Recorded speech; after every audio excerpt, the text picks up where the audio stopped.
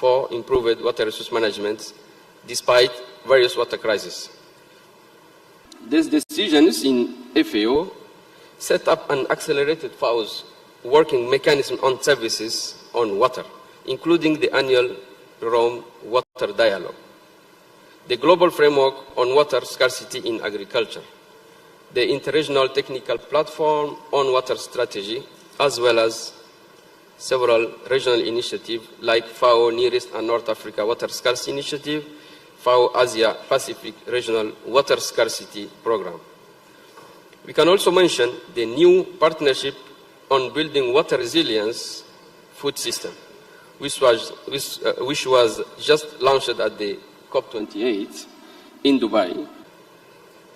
Furthermore, the FAO Climate Change Strategy 2022-31 is supporting the development of food, water, energy, forest nexus to improve access to sustainable energy and energy efficiency and to enhance water management for adaptation across all agri-food systems.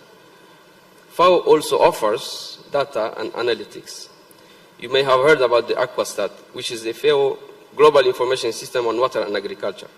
Aquastat collects, analyzes, and disseminates data and information on 147 countries on water resources, water use and agriculture, water management, with emphasis on irrigated agriculture. We also have Aqualex, which is the world's largest free online collection of national water legislation, international water agreement, and policies. Aqualex contains more than 24,000 entries and covers all aspects of water, from governance, water rights, agriculture, aquaculture, water for the environment, water pollution, water and hygiene and sanitation, infrastructure, groundwater, climate change, and disasters. Aqualex provides users with quick and easy access to complete overview of how water is regulated in a given country or international basins as well. So you can see FAO has established and is maintaining networks to advance this and disseminate knowledge, innovation, and good practices, and increase awareness on strengths and weaknesses to find best fit for purpose solutions to cope with water crisis. We are looking forward to collaborate with parliamentarians on unlocking the potential on non-conventional water. This is one area of intervention. Non-conventional crops as well, improving water use efficiency, water productivity and sustainability, as well as strengthening the governance through favorable water policies and regulation. I also want to express here our thanks to the jury committee of the King Hassan II Great World Water Prize 2024 for the recognition of FAO's contribution to water security. So we'll develop later on the technical part. Thank you. Thank you, sir. Thank you, sir. Thank you for your insightful contributions. Next, we will turn to Mr. Juan Bordera Roma, member of the Regional Parliament of Valencia. Your insights on the Valencian community and where water management is a critical issue will deepen our understanding on the challenges. So please, the floor is yours. Salam alaikum, Namo Buddhaya, Om Swastiastu, Om Shanti Shanti Om. Shalom to everybody. Thank you for inviting me. Let me start with a map that shows us where and how bad will be the water crisis. Can you please put the first slide? As you can see, the next slide. As you can see in Indonesia, you can see in the right map, as I see the screen, the water expectations are not great. But in Spain, in my country, are even worse.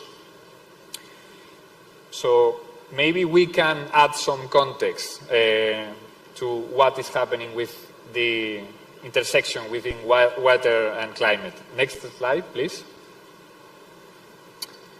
There are some parts of the water-climate context that are not being discussed enough whatsoever.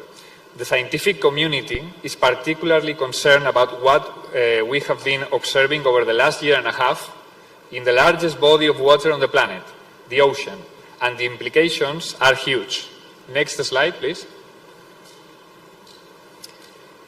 These graphs that you are seeing have gone viral because the anomaly recorded in the sea surface temperature between 2023 and 2024 has been out of control, gobsmackingly out of control. And let's remember two things. The ocean has a very high heat capacity. It has absorbed 90% of the warming that has occurred in recent decades due to increasing greenhouse gases, and the top few meters of the ocean store as much heat as the Earth's entire atmosphere. Probably this is perhaps the most important piece of information I am going to give you today. It takes 3,000 times as much energy to heat up ocean water by 1 degree Celsius than it does for the same volume of air. So imagine how much heat accumulated is needed to produce that kind of anomaly.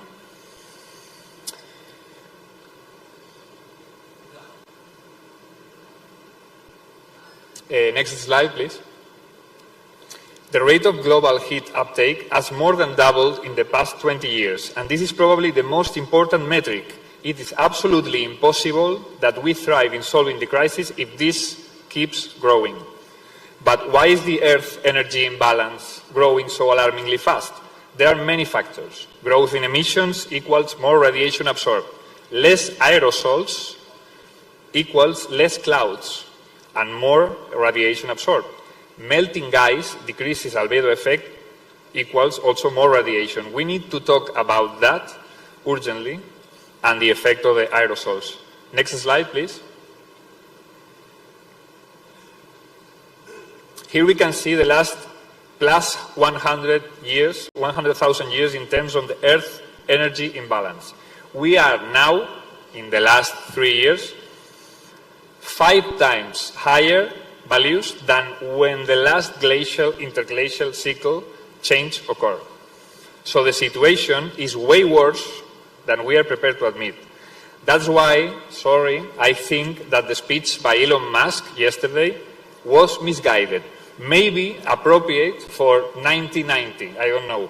But now, at the point where we are now, we can't be optimistic about everything, because this is completely irresponsible.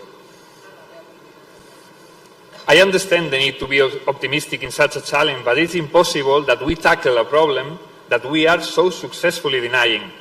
And the difference, as you have seen in the previous graph, between the global north, between the global sea surface temperature and the North Atlantic sea surface temperature, gives us a crucial hint to what is happening.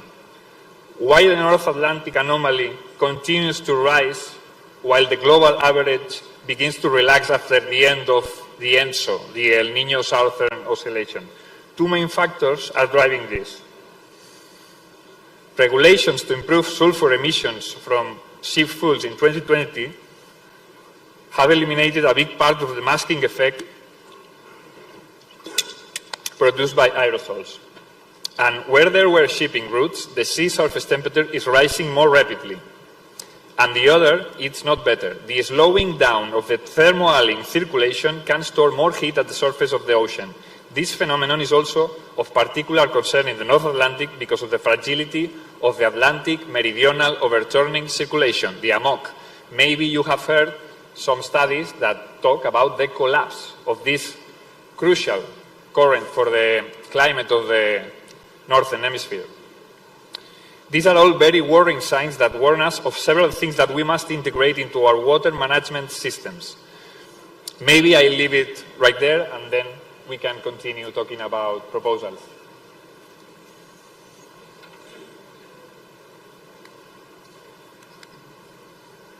Thank you, Mr. Juan. Yes, it's quite shocking how there's a major deviation from the baseline trends. So, I think the results are quite shocking. Next, I would like to welcome Mr. Waven to give his remarks. Mr. Waven, the floor is yours. Thank you, Honorable Moderator. Selamat pagi, selamat datang kembali. On behalf of the delegation of Seychelles, I would like to thank the government, parliament, and the people of Indonesia for the warm hospitality. I will begin by saying that the whole disruption of water ecosystem is linked to human conscious and unconscious activities and climate change. Water scarcity, pollution are threats to achieving the development goals, putting our whole national and global security at risk. The whole national socio-economic development plan implementation is impacted. For water is life, and its scarcity or its non-existent, no development, baraki, full stop. The impact is and will be catastrophic on humanity if a very comprehensive and inclusive national and global action plan is not adopted and followed. Seychelles, as a small island developing state, despite being classified as a high middle-income country, has much to lose. Water scarcity, water pollution will affect the chain of services in both our two main economic pillars, that are tourism, fisheries. The interconnectivity will have a negative effect to human development, health, education, employment, impact the human rights of citizens and energy sector, the biodiversity and ecosystem, and the food security. Now I would like to say a little bit on IPU, because I'm wearing two hats up here. The IPU recognizes the complexity of addressing the water crisis. As water cuts across so many different sectors, a comprehensive and multi-sectoral approach is required. The IPU regularly convenes not only parliaments, but also academia, experts, and civil society representatives to ensure all parties have an open dialogue on sustainable development challenges, including those related to realizing the SDGs by 2030, including SDG 6 on water and SDG 13 on climate action, are at the heart of IPU's work, including the work of the IPU Standing Committee on Sustainable Development, on which I preside. The IPU strategy, which I have a copy here, has climate change as a key focus area. As we know, climate change is a major driver of the world's water challenges. The IPU strives to ensure parliaments are equipped with the skills to tackle the interconnectedness and reinforcing water and climate crisis. The IPU is committed to supporting parliaments to achieving sustainable development within their countries and stands ready to support parliaments with the provisions of technical assistance on the integrated issues of water, climate, and sustainable development. Mr. Moderator, I thank you. Thank you, Honorable. I was informed by the IPU committee that we have a second round of questions. We have enough time. So, as you've mentioned, a lot of the global south will bear the cost of climate change, especially for archipelagic nations whose livelihoods depends on tourism, fisheries, as well as the food industries. Mr. Waven also mentioned that there is a document by the IPU giving guidelines on how to tackle climate change. With that, I would like to ask the second round of questions. What kind of key legislation and key budgetary decisions need to be made in place in order to ensure that there is resilience to water and climate change? Maybe I can start again with Mr. Maki. Thank you. Thank you very much for this very interesting questions. So, in the era of water challenges and water scarcity specifically, we have identified three key pillars of interventions where legislators can be of support. The first one is on increasing the offers of waters. In the context of water scarcity, increasing the offers is just essential. So this can come from non-conventional water. Non-conventional water is water resources. So in many areas and countries, the potential of those non-conventional water are just blocked by the legislations. Legislation doesn't allow full reuse of waters. Despite the level of treatments, in some countries, the wastewater, treated wastewater, are not allowed to be used in a specific uses for crop, for example, except for trees. So going for more courageous legislations will definitely unlock the potential of those non-conventional water, all of it, including desalination, because we have no any options than reusing and recycling and reducing the waste of water. So the other pillar of intervention goes with the improving water productivity. So we need to get best out of every drop of water. So it's called crop per drop. So how to maximize that within the limit of sustainability of the systems. So this is also our packages in terms of laws that could support that on the selection of the type of crop that are more convenient in a specific areas, looking at the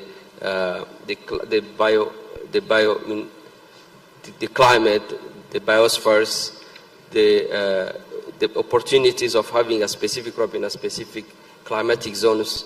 So this is an area.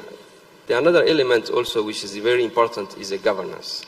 Institutions that have been strengthened to reinforce the laws applications, and the laws that are also upgraded to take into consideration the new situation of climate change. On that, FAO is offering a toolkit, climate change and law toolkits that are looking into water, into climate change, and how to apply an upgraded series of laws on that. And also there's a guide, legal guide that are in development that may be of support to the parliamentarians that you are, to implement such upgraded type of laws to guarantee the adaptations to climate change in water and agricultural sector. Thank you. Thank you, Mr. Maki. Optimizing water productivity, drop it up. I like those terms. Next, I would like to welcome Mr. Juan to the floor again. Thank you. Yeah, I would like to agree with a lot of I've heard, but I would like to point something. The runaway acceleration in demand cannot be compensated by a temporary increasing supply. We are focusing maybe too much in the increasing of the offer, because think about it, no? The increasing offer cannot be a long-term solution because it worsens other problems such as the energy needs and the likely associated emissions, or the effects of the increased agricultural and livestock production in terms of water pollution. So in many places and sectors, we need to reduce demand more than we need to increase supply. A crucial point is the maintenance of the infrastructure, some of which is very old. Dams will not last forever, as we tragically saw in Libya last summer. And leakages are a very huge problem to monitor and solve. Cases such as Cape Town, Bangalore, Sao Paulo, Cairo, Mexico City, Jakarta or Beijing, large cities that already have enormous problems with water supply, will multiply with the water needs of more and more emerging sectors such as AI or hydrogen for the energy transition. We will need increasing amounts of water at a time when rainfall will become very unstable in large parts of the planet, and rising sea level will threaten aquifers in coastal cities. One clear example of that is Miami. A United Nations report has revealed that between 2000 and 2020 there were more than 7,000 disasters worldwide, including fires, storms, droughts and floods. The figure is alarming because it represents a 75% increase in such natural disasters compared to the previous 20-year period. So we must prepare for that increasing events. Globally, water vapor increases by 7% for every degree centigrade of warming, and for every 1 degree Celsius rise in temperature, the amount of moisture that the atmosphere can contain rises also by 7%. So the more water vapor that air contains, the more energy it holds. This energy fuels intense storms, and this results in more extreme weather events that cost lives and an increasing bill. But more evaporation from the land also dries soils out.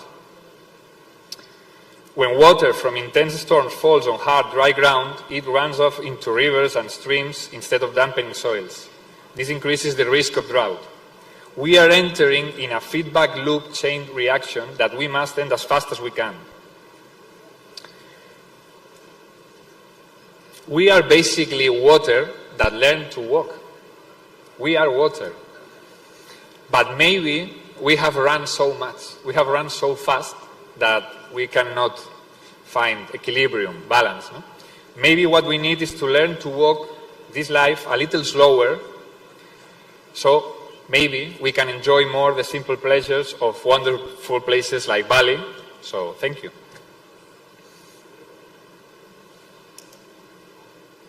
Thank you, Mr. Juan. Very insightful, especially on the reducing the demand for carbon-intensive processes that fuels water life. I think that's a good angle that we often miss. Next, I would like to welcome Mr. Waven again. Thank you, sir. Thank you. Well, I feel that with regards to the issue that we are dealing with, I feel that an inclusive awareness campaign has to be continuously beyond the agenda, because people need to know what is at stake, to take ownership, and to be willingly be part of the solution. Because when you know the problem, you identify it, and you know what you have to do, then people are more responsive. So I believe that there has to be continuous campaign of making people aware of what is happening, what are the problems, and what they can do to help government. Because in my country, we tell the people, government is not the only, is not only the administration. It's the people who vote. So all of us, the residents, we are part of government, and we need to be part of the solutions. And homegrown solution as both community and national level, such as changing narratives and style of living to adapt and mitigate the threats, have to be backed up by financial support. And we have to have clear policies on water governance with necessary sets of enabling laws to guide implementation, protecting, managing, distribution, investment, modern technologies, and supporting community water projects initiatives. We have to be connected as well with the nexus of data globally, because without data, one cannot deal with the problem precisely. So there is the need for connectivity of data nexus to enable us to really tackle the problem. And I feel that IPU offers a platform, because we do have different committees, and I commend the work being done by my colleague, Honorable Norton, on the science and technology field, because it's interconnected with the work of the Committee of Sustainable Development. And I feel that IPU is offering members of Parliament globally the tools to deal with issues that we are working on. Mr. Moderator, I thank you. Thank you, Mr. Waven. Good insights as well on regarding using the collective platform to share data, share experiences, and as well as a collective problem requires a collective solutions. Next, we would like to open the floor to interventions. And as we open the floor to interventions, I encourage delegates to ask specific questions to our panelists to share their experiences in their home nation and concrete examples related to their home topic. First, I would like to invite the delegation from the People's Congress China to have the floor. Thank you. Okay, thank you, Chair. Ladies and gentlemen, due to climate change, frequent occurrence of extreme weather, such as drought and heavy rain, have brought great challenges to global water security. In July 2021, Zhengzhou city in China suffered heavy rainstorm with a rainfall of more than 200 millimeters in 1 hour, which is the highest record in global cities. And the severe flood seriously damaged people's life and property safety. Also, we have found the rainfall, the precipitation moving forward, the eco-environment will be changed. In recent years, China paid high attention on water environment protection and management. First, we continued to strengthen the protection of drinking water resources to ensure people drinking sanitation water. Second, we strived to address environmental problems in the Yangtze River and the Yellow River, the two largest river basins in China. Third, the People's Congress of China strengthened legislation by enacting the specialized law for Yangtze River and the Yellow River protection. Consequently, in 2023, the proportion of good surface water reached to 90% in China, increased 18% compared with 2013. Ladies and gentlemen, water is the foundation of survival and the root of life. In the past decade, China, with only 6% of global freshwater resources, feed up nearly 20% of population of the world and contribute to over 18% of global GDP. Extreme weather making us deeply aware of the importance of tackling climate change and water conservation. In the future, we highly hope to cooperate with the international parliaments to make greater contribution to global water protection. Thank you for your attention. Thank you. Next, I would like to welcome the delegates from Republic of Korea. Due to time constraint, please keep the statements to around 2 minutes. Mr. John Yong-gi.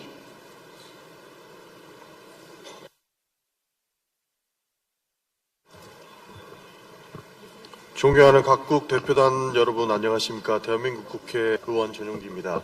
발언 기회를 주신 데 대해서 저장과 함께 감사의 말씀을 드립니다. 기후변화는 물과 불가분 관계에 있습니다. 기후변화로 인하여 담수가 감소하고 물재해는 증가하고 있습니다. 대한민국은 기후위기로 빈번해지고 심각해지는 홍수와 가뭄에 대처하기 위하여 AI 등 과학기술 등을 이용한 스마트 물관리 시스템을 가동 중입니다. 예컨대 디지털 플랫폼을 기반으로 한 AI 홍수 예보 시스템은 대하천 본류의 특보 지점에서 AI가 10분마다 수위를 자동 예측하도록 하였고 댐 상류 그리고 하류 등 재해 취약 지역을 중심으로 디지털 트윈 기술을 활용한 사전 예측 시스템을 구축하고 있습니다. 디지털 트윈 기술이란 가상 공간의 현실과 똑같은 구조물을 구축하는 시뮬레이션 기술입니다. 더불어 기후변화 등 비상시에 안정적인 식수 공급을 보장하기 위하여 정수장을 운영하는 등 자율화한 스마트 정수장 구축 사업도 진행 중입니다. 대한민국은 국내 기술 활용 경험을 바탕으로 개발도상국의 물관리 인프라 구축에도 적극적으로 나서고 있습니다. 예컨대 대한민국은 ODA 사업을 통하여 가나, 우즈베키스탄, 캄보디아, 인도네시아 등의 과학기술을 활용한 스마트 물관리 시스템을 지원하고 있습니다. 각국 대표단 여러분, 기후변화에 대처하여 안정적인 물관리 체계를 유지하고 탈탄소 에너지원을 확대하기 위해서는 물관리 정책의 전반에 대한 의회 차원의 이해와 관심이 필요합니다. 기후변화에 대한 물 관련 현안이 정책적 우선순위에 포함되도록 의회의 행동과 촉구가 필요한 시점입니다. 경청해 주셔서 감사합니다.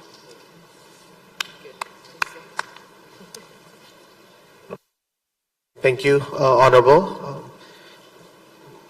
Next, I would like to welcome Pakistan, Ms. Nafisa Shah. Thank you very much.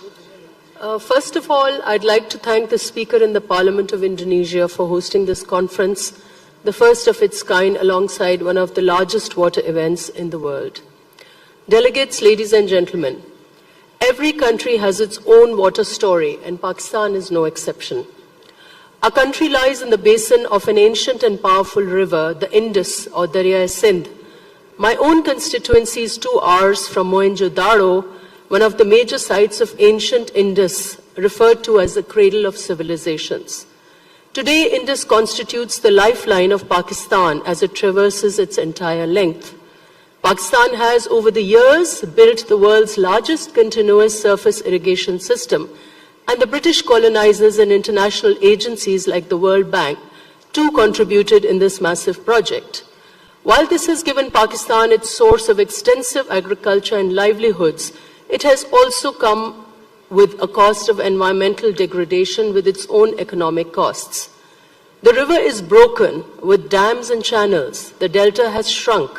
The drainage of irrigated waters remains unresolved, and the 5 large tributaries of Indus system have been dismantled as well, with India and Pakistan's Indus Water Treaty of the 1960s, which was mediated by the World Bank. In my constituency, I noted that while climate change led to extraordinary rains in 2022, the disaster was made worse due to the way the river was pushed into embankments and its natural tributaries were blocked.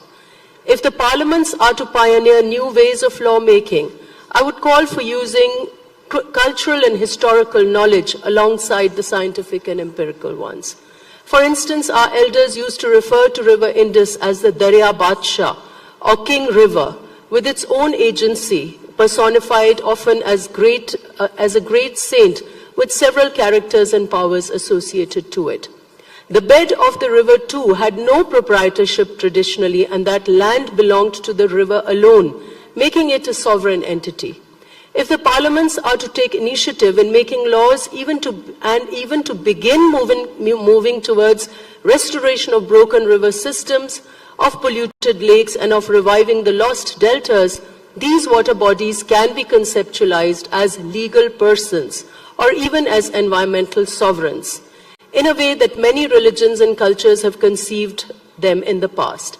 Interestingly, corporations and big businesses have already made themselves legal persons long ago to protect their rights. Some parliaments have already legislated for rivers and lakes to be treated as legal persons, with their integrity to be restored, and these environmental monuments to be seen as living systems with their rights. This powerful concept could be explored both in the local and global contexts. This approach may also allow the parliaments to engage in transnational diplomacy over water conflicts. Agreements of harnessing water bodies can be transformed towards agreements to preserve and restore them at the same time. Many ancient river names mean simply to flow. But today, ironically enough, these ancient rivers no longer flow. And that is what sovereign natural water systems demand, the right of waters to flow their timeless paths. Thank you. Thank you, Ms. Honorable. Next, I would like to invite the Algerian Parliament to deliver their intervention. السلام عليكم. أولا أود أن أشكر المجهودات المبذولة من طرف البرلمان الدولي والمنتدى العالمي العاشر للمياه، وكذلك البرلمان الأندونيسي لإنجاح هذا المنتدى، والذي نأمل أن يؤتي ثماره. في البداية أظن أن العلاقة بين التغير المناخي والطلب على الماء هي علاقة طردية. فلو تحدثنا عن قضية المياه خارج تأثير التغير المناخي، فإن المتغيرات معروفة ومحدودة ويمكن التحكم فيها. ولكن إذا ما أخذنا مشكل تغير المناخ فإن الأمر يصبح في غاية الخطورة، لأن تأثيراته متعددة ومعقدة على جميع الأنظمة البيئية، وخاصة الأنظمة البيئية المائية، بحيث تصبح أكثر هشاشة وتؤدي حتما إلى تدمير التنوع النباتي والحيواني، بالإضافة لخلق أزمات بين الأفراد والجماعات. ولعل الخريطة التي تفضل بها السيد خوان تجعلنا نتوقع المناطق التي تكون أكثر عرضة للطلب على الماء، والتي تكون متوقع أن يكون فيها أزمات حول المياه. كما أن النظام البيئي لا يؤمن بقطاع واحد ولا طرف واحد كما تفضل السيد ويبن، فهنا يأتي دور المسؤولية التشاركية والجماعية، خاصة فيما يخص المياه العابرة للحدود السطحية أو الجوفية. فقد كانت في كثير من الأحيان في بعض مناطق العالم مثال للتشارك والتسيير العقلاني لهذه الموارد، وكانت في البعض الآخر مناطق للتوتر. وهنا أنوه للدور الذي لعبته الجزائر مع الدول الشقيقة تونس وليبيا من خلق إطار اتفاق حول المياه الجوفية، إيمانا منها بالمسؤولية المشتركة لحماية هذا المورد، بالإضافة إلى أن الأنظمة البيئية المائية العابرة للحدود تتطلب إطارا مشتركا لحمايتها من التلوث والذي يضر بالنظام البيئي ككل إن كان هناك تلوث، وكذلك وضع إطار تسيير عقلاني لمنع استنزافها، خاصة إذا تعلق الأمر بالمياه الجوفية الغير متجددة. وأظن أن العمل يكون على عدة أوجه، من جهة خفض الانبعاثات الغازية، ومن جهة أخرى ابتكار والاستلهام من التجارب القديمة والتي تعد مثالا للتحكم في المياه، لا سيما في أماكن مثل الصحاري. وأضرب مثالا نظام الفقارة في الصحراء الجزائرية، وقد تفضلت السيدة رئيسة مجلس النواب الأندونيسي بذكر مثال ذلك هنا في بالي. وأظن أن الأمثلة عديدة في أماكن عديدة من العالم، بحيث أن الإنسان القديم قد تعرض إلى أزمات مياه من قبل، وحاول بالطرق البسيطة ابتكار نظم ما زالت إلى حد الآن كمثال الفقارة في الجزائر ما زالت محمية ومعمول بها في نظام هش من حيث الماء كالصحراء. وكذلك كخلاصة يأتي دور البرلمانيين من أجل سن قوانين دولية تحذو حذوها البرلمانات البلدان في أن تتكيف وتواكب الطرح الدولي الذي ينص على المسؤولية المشتركة، كما جاء في آخر تقرير لمنظمة اليونسكو حول المسؤولية المشتركة فيما يخص المياه العابرة للحدود. وشكرا.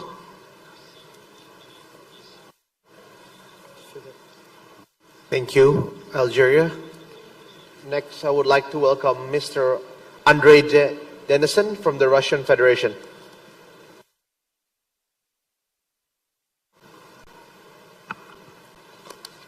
Благодарю вас, уважаемый господин председатель, и благодарю уважаемых индонезийских хозяев за прекрасную организацию нашей конференции. Господа, изменение климата – это не только изменение средней температуры по планете, но это прежде всего усиление частоты и силы экстремальных природных явлений, ливни, засухи, наводнения и так далее. В той или иной мере их испытывают все страны мира. И, к сожалению, все чаще они носят характер рекордов, в том числе рекордов доставленного ущерба. Этой весной наша страна столкнулась с катастрофическим наводнением в южных районах Сибири. Это географически примерно половина обширной территории нашей страны. Бедствия произошли из-за аномального таяния снега. Мы называем это половодьем, spring tide or spring flood, еще говорят high water. Огромный экономический ущерб. Делается все возможное, чтобы минимизировать потери будущего урожая. Прогнозы здесь обнадеживающие, но, как говорится, осень покажет результат. Уважаемые коллеги, создается впечатление, что в области борьбы с последствиями изменений климата мы как-то больше сосредоточились на выбросе парниковых газов. Это такой всеобщий приоритет. Между тем, адаптация к стихийным бедствиям водного характера на всем протяжении процесса, от оценки ущерба до выработки мер, выделения финансирования, реализации программ, пока явно не заняла того приоритетного места, какое заслуживала. Необходимо, на наш взгляд, усилить мониторинг климатических изменений на своей территории. Я говорю об отдельных странах, которые могут это сделать, а тех, кому затруднительно, должны, конечно же, пользоваться содействием со стороны международных организаций. Так или иначе, усилить мониторинг, прогнозировать возможные техногенные или природные катастрофы, разрабатывать и обновлять планы адаптации к климатическим изменениям. В нашей стране такая работа ведется и достаточно активно. В последние годы буквально во всех регионах Российской Федерации разработаны местные планы адаптации к изменениям климата, учитывающие, и вот это очень важно, учитывающие именно региональную специфику. Большинство пригодных для жизни районов нашей страны находятся так или иначе в зоне высокой степени риска климатических изменений. Мы готовы делиться имеющимся у нас достаточно обширным опытом противодействия этим явлениям, и парламентские структуры готовы здесь оказать содействие такого рода обменам. И еще один момент, буквально 1 минута. Крайне слабое использование населением пострадавших районах современных денежно-финансовых инструментов компенсации потерь. О чем я говорю?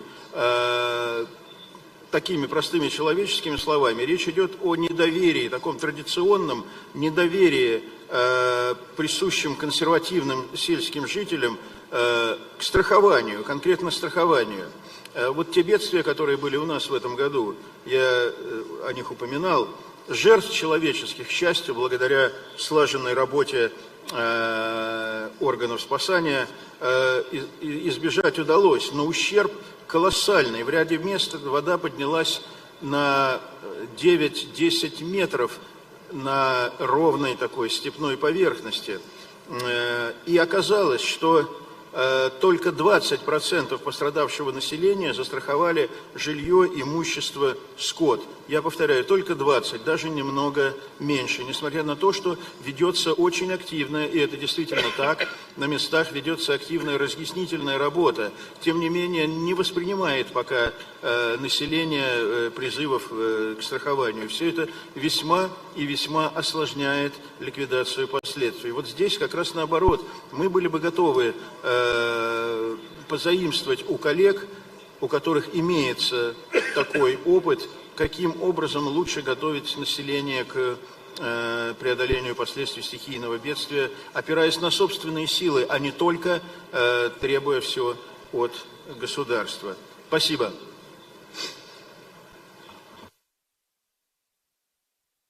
Thank you, Honorable. Next, I would like to welcome the delegation from India. The floor is yours. Good morning, Honorable Chairperson, my fellow parliamentarians. Thank you for giving me opportunity to express my views on the integrated link between water and climate change. Water, the essence of life, is integral to our daily existence, our economies, and the ecosystem that sustain our planet. However, the stability and availability of water is increasingly threatened by the accelerating changes in our global climate. To mention a few, increased temperature is altering atmospheric circulation pattern, leading to changes in precipitation. Moreover, monsoon in regions like South Asia are becoming more and more erratic. Melting of glacier is impacting river flow patterns. Severe weather events such as hurricanes, typhoons, floods can disrupt water supply infrastructure, contaminate water sources, and lead to short-term and long-term changes and shortages. India, being one of the most populous and agriculturally dependent countries, play a crucial role through its various initiatives in addressing water availability issues which are resulted by climate change. For example, National Water Mission, which is aiming to conserve water, minimize wastages and ensure more equitable distribution.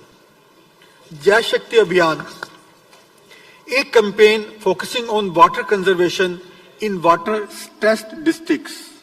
Atal Bhujal Yojana targets sustainable groundwater management. River interlinking projects are the initiatives to interlink rivers to transfer water from surplus basins to deficit regions. India is playing a pivotal role in hand-holding with international partners to address water-related issues.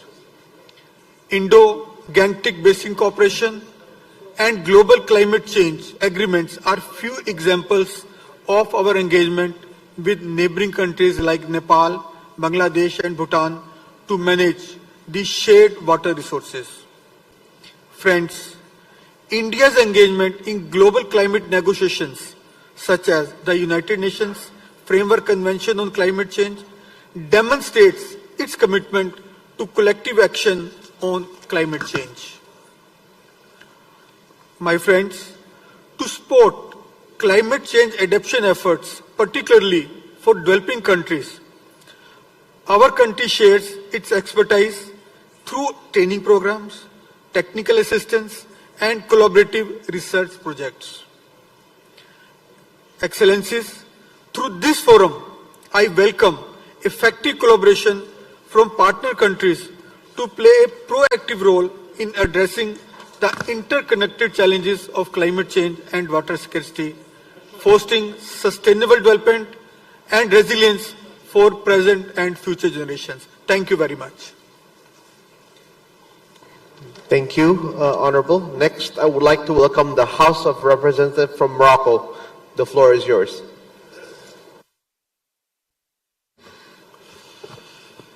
Thank you. Thank you. بسم الله الرحمن الرحيم. طبعا تتبعنا بإمعان مداخلات السادة المحاضرين.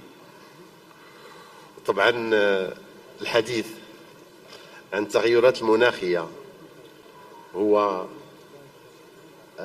استشعار لتحدي كبير يواجه الإنسانية. طبعا هذا التحدي يستلزم رؤية واستراتيجية. هناك علاقة وطيدة بين الماء والتغيرات المناخية أكيد، وارتباط بهذه العلاقة ما يسائلنا اليوم ليست العلاقة بل النتيجة. النتيجة هي الهجرة المناخية بفعل الجفاف وندرة الموارد المائية. وطبعا الحديث عن الهجرة سيجرنا للحديث عن سلسلة من المشاكل الإنسانية. ربع ساكنة العالم تعاني من قلة الماء حاليا، وإذا استفحل ضغط التغيرات المناخية سنصل إلى ضعف هذا الرقم.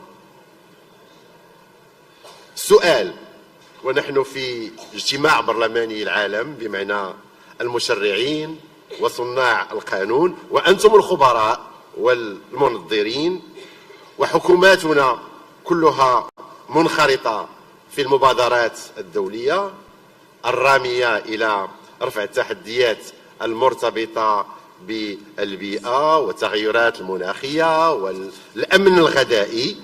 إذن في نظركم، وهذا سؤال موجه لكم السادة المحاضرين، أين الخلل؟ أين الخلل؟ انظروا إلى اجتماع اليوم، خبراء، مشرعين، سياسيين، نقاش هام، تتبع إعلامي كبير، لكن الواقع يعكس عكس ما نقول، أو على الأقل عكس ما نطمح أو ما نصبو إليه. أنتم كخبراء ونحن كساسة ربما نتكامل في كل شيء، في الرؤية والمقاربة، لكن تقارب رؤانا يواجه ببعد عن الواقع. تقارب رؤانا يواجه ببعد عن الواقع. سؤالي مرة أخرى: متى سيكون لاجتماعاتنا هذه ما بعدها وما قبلها؟ ما قبلها واقع يتم رصده، وما بعدها واقع يتم إصلاحه. أين الحلقة المفقودة هنا؟ أهو عجز وظيفي وبنيوي لنا جميعا؟ هذا سؤال. اسمحوا لي مرة أخرى، هناك مشكل، وأخشى فيما أخشاه أن نكون نحن جزء من هذا المشكل. أنتظر ردود فعلكم. شكرا. Thank you, Honorable. Next, I would like to welcome Ibu Himatul Aliyah from Indonesia. Thank you, distinguished chairs, ladies and gentlemen.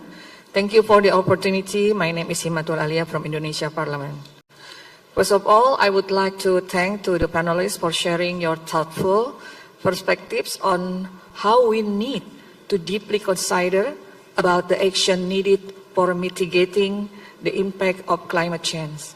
And this is by putting our focus on water, because water and climate change are indeed linked and mutually reinforcing. We all take a note and are deeply concerned about the SDGs report in 2022, whereby about 2 billion people worldwide do not have access to safe drinking water. This is unfortunate because it is indeed our responsibility as Member of Parliament to ensure that the people we represent enjoy clean, safe, and affordable water. Indonesia, in this regard, is committed to manage water as the basic right of the people as enshrined in Law number 17 of 2019 on water resources. This law is therefore becoming the foundation for providing protection and guarantee for the right on water in order to provide fair benefits to the community and to support the sustainability of development. To conclude, I would like to emphasize that action for water is action for peace. Therefore, let us strengthen our cooperation to help create a world of peace and prosperity through our commitments on water. With climate crisis is accelerating with a deadly force, it is the time to walk the talk and drive progress toward the SDGs. I thank you. Thank you, Honorable. Next, I would like to welcome the Lao PDR. The floor is yours. Thank you, Mr. Chair, Member of Parliament of IPU, distinguished guests, ladies and gentlemen. On behalf of the Lao National Assembly delegation and myself, I am very deeply pleased and honored to have this opportunity to address in this plenary. For the Lao PDRs, 90% of the country's territories is located in the Mekong Basin. Around 41% of the annual flow in the Mekong is from tributary in Laos. Overall, Lao PDR has an abundance of water resources, but only around 11% of the water is used in various sectors.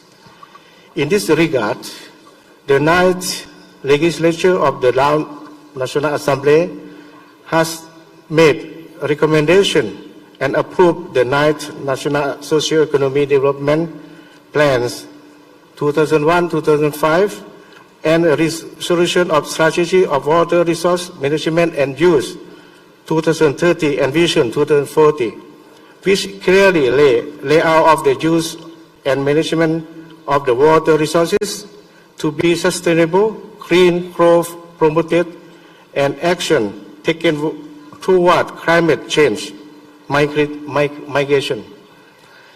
In addition, the Lao National Assembly has also strengthened its oversight functions in enforcing the law, especially law on the water and water resources, to ensure the water resources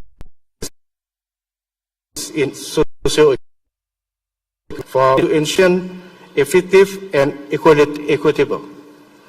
Furthermore, Lao PDR has been promoting the use of water energy has doesn't affect climate change in order to ensure achieving Paris net zero greenhouse gas emission by 2050, as the Lao PDR has set a goal. We, members of IPU, have the strengthened cooperation with one another to promote legislation in order to enhance expanding access to safe and sustainable water, raise the efficiency of water management and use, and reduce the impact of climate change, provide capacity building in water sanitation related activities and programs including wastewater treatment, recycling, and reuse technology, sustain increasing water use efficiency across all sectors, and ensure sustainable supply of the fresh water. Accelerate implementation and improve impact toward achieving Goal 6 for the SDGs by supporting funding to least developed and developing countries and mobilize action on water for shared prosperities. I wish on delegation good health, prosperity, and great success in your noble task. Thank you. Thank you, sir. Next, I would like to welcome Mr. Pedro from the House of Brazil. The floor is yours. Good morning, esteemed panelists and parliamentary colleagues. I'm Pedro Campos. I'm representing Brazilian House of Representatives. So, Mr. Juan Bordera, I was looking the water scarcity map, and I would like to make some considerations about Brazilian situation.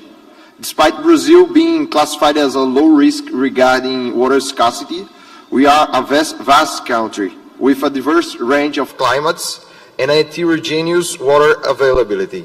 This means we already experience water stress in the semi-arid region of the Northeast, where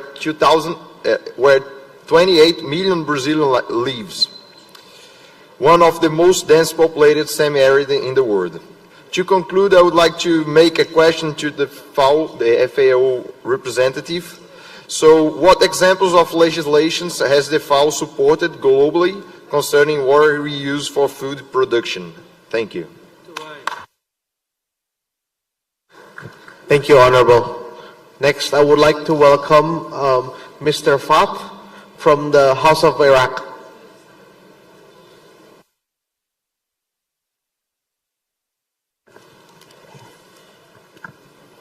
شكرا إلى البرلمان الدولي والمنتدى الدولي العاشر للمياه وبرلمان أندونيسيا لإتاحة الفرصة للحديث عن العراق ولكونه خامس دولة متأثرة بالتغييرات المناخية يحتاج أن تعطونا من الوقت للحديث عن التغييرات المناخية في العراق والأضرار التي لحقت في العراق. بالنسبة إلى العراق يعتبر خامس دولة متأثرة بالتغييرات المناخية، وانخفضت الأراضي الصالحة للزراعة بشكل كبير. علما في دستورنا دستور العراق ورد فيه أنه بلد النهرين ومهد الزراعة، حيث أول زراعة عمودية في التاريخ هي 600 قبل الميلاد في جنان المعلقة في بابل، وكذلك أيضا السدود في شمال العراق التي أقامها سنحاريب، وبالتالي العراق هذه الأحداث العالمية وجزء من التغييرات المناخية يمر بتحديات كبيرة أثرت على الهجرة من الريف إلى المدينة، أثرت على الأمن الغذائي في العراق، وأثرت بشكل كبير خلال 10 سنوات انخفاض الثروة الحيوانية إلى 20%، وبالتالي هو جزء من المنظومة العالمية بالتغييرات. ولكن نحن في مجلس النواب رفعنا شعار أن نحول الأزمة إلى فرصة للنجاح، وهذا الذي عملنا عليه من خلال وضع التخصيصات المناسبة إلى وزارة الزراعة، إلى وزارة الموارد المائية، وضع التخصيصات لدعم مشاريع للزراعة والموارد المائية سنويا تقريبا 3 مليار دولار، وكذلك 5 مليار دولار خلال 3 سنوات إلى مشاريع الصرف الصحي. وكذلك الآن لدينا بعد أن تصدى العراق للإرهاب بالدفاع عن وجوده وكيانه بكافة مكوناته، ها هو من خلال الحشد الشعبي يقيم أكبر مزرعة في العالم لزراعة 1,000,000 نخلة، وأكبر مزرعة في العالم لزراعة 1,000,000 شجرة من الجوجوبا صديقة للبيئة، ولدينا مشاريع واعدة في المناطق الصحراوية. نعتقد المسؤولية تضامنية من كل دول العالم. رؤيتنا أن نحول الأزمة إلى فرصة للنجاح من خلال تفعيل الصندوق الأخضر للمناخ لدعم الدول المتأثرة بالتغييرات المناخية، أيضا تفعيل مخرجات مؤتمر المناخ كوب 28 مؤخرا، أيضا العمل البرلماني على تشريع اتفاقيات تنظم التحكم في المياه، حيث الكثير من المياه العابرة للحدود فيها تصرف انفرادي وفرادي على حساب مصالح هذه الدول، وخاصة نحن لدينا في العراق. كذلك أيضا الحضور الفاعل للمنظمات الدولية بدعم الزراعة ودعم الموارد المائية والاستخدام الأمثل للمياه. نحن أيضا من خلال تجربتنا وعملنا دعمنا الحكومة لقطاع الزراعة والموارد المائية والبيئة من خلال وضع التخصيصات التي ترتقي بهذه القطاعات، ولذلك دعوتنا أنه لكل دول العالم أن تتجه باتجاه من خلال برلمانها لدعم حكومتها إلى مشاريع الزراعة، إلى مشاريع الموارد المائية، إلى مشاريع أيضا ملف البيئة والاستخدام الأمثل للمياه. آخرا شكرنا تقديرنا إلى هذا المؤتمر وهذا المنتدى والقائمين عليه، لا سيما برلمان اندونيسيا، وكذلك أيضا تعازينا إلى الجمهورية الإسلامية الإيرانية بالحادث المؤسف والمفجع لرئيس جمهورية إيران، وهو كان بافتتاح سد من أجل تنظيم المياه مع أذربيجان. وأيضا دعوتنا إلى التضامن مع الشعب الفلسطيني الذي يتعرض إلى مآسي كبيرة وجرائم من خلال الاعتداء على الإنسانية، حيث ما زال تقريبا 2 مليون مواطن في فلسطين يتعرضون إلى أزمة مياه. دعوتنا للبرلمان العالمي أن يتضامن مع شعوب العالم لتوفير مياه أفضل.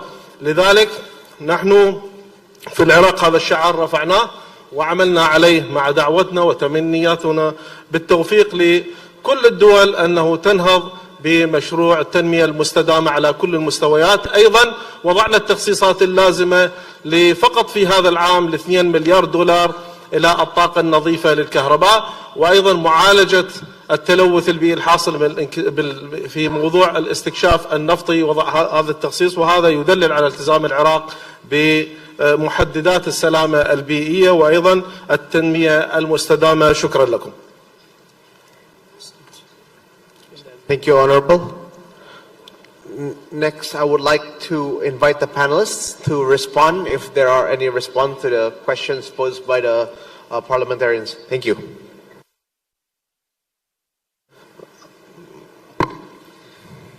Great. Thank you. Thank you very much for the discussion and the questions. I got 2 questions, one from Brazil and also Morocco. From Brazil, look, the efforts on supporting the regulations have been conducted throughout in many regions. So if I may give you examples, for NENA regions with the League of Arab States, we have done an assessment of existing law packages to pinpoint the inconsistency of existing laws in different countries and regulations in different countries in terms of reuse opportunities of non-conventional water, and then recommending the way those existing regulations could be changed or upgraded in a way that are favorable for the development of such kind of resources. So for specific examples, I can mention here Tunisia, that is in a process of upgrading, changing the water law, water bill, and in discussion with the ministries and technical department, we managed to integrate in that law bill, water bill, the water accounting. Water accounting is a concept that is distinguishing between beneficial use and non-beneficial use of waters, also considering the recyclable natures of that use or not. So having, a use that are the most beneficial and most recyclable possible. So those kind of maybe input we may have provided in specific areas, just to respond to your question. Coming to Morocco, very interesting also subject of where we stand, why the reality is not what we want to do. I think maybe we could go back to the Food System Summit of 2021, who is calling for systemic approach and not for sectoral approach. Now, we cannot, I will say that is one of the big part of why we are not succeeding. We should not go for a law that are sectoral, that is trying to respond to sectoral needs, water sector, without looking and having a comprehensive knowledge of the impact of that law in other sectors. We cannot afford any more in this area, since climate change is impacting throughout many sectors, to pass laws or to discuss a law without knowledge, without having deep knowledge of how this law or how this regulation could impact beyond that specific sector. So having a systemic approach is maybe what is missing, and it's normal that it's missing because it involves a lot of knowledge, a lot of technology, integrations, nexus. So we talk about welfare nexus. Is it enough? Welfare is water, energy, food, and ecosystem. Some others may add climate change, some others may say forest with a specific focus. So there is I think welfare is the closest type of approach we could use when we are thinking of specific response in terms of regulations.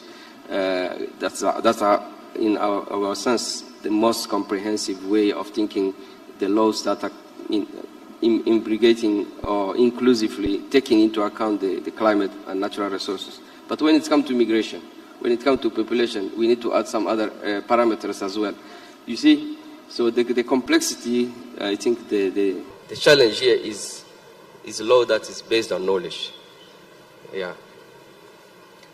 Thank you. Thank you. Mr. Juan is there.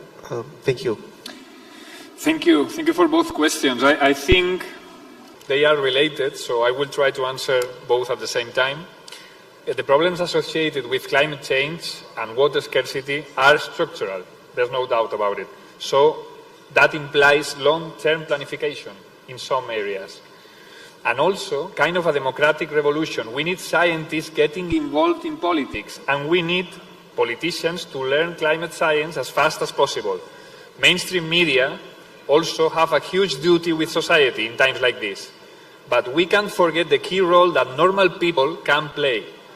I'm thinking of the model of climate assemblies. I'm thinking of the El Niño Southern Oscillation. Who were the ones that discovered the El Niño Southern Oscillation?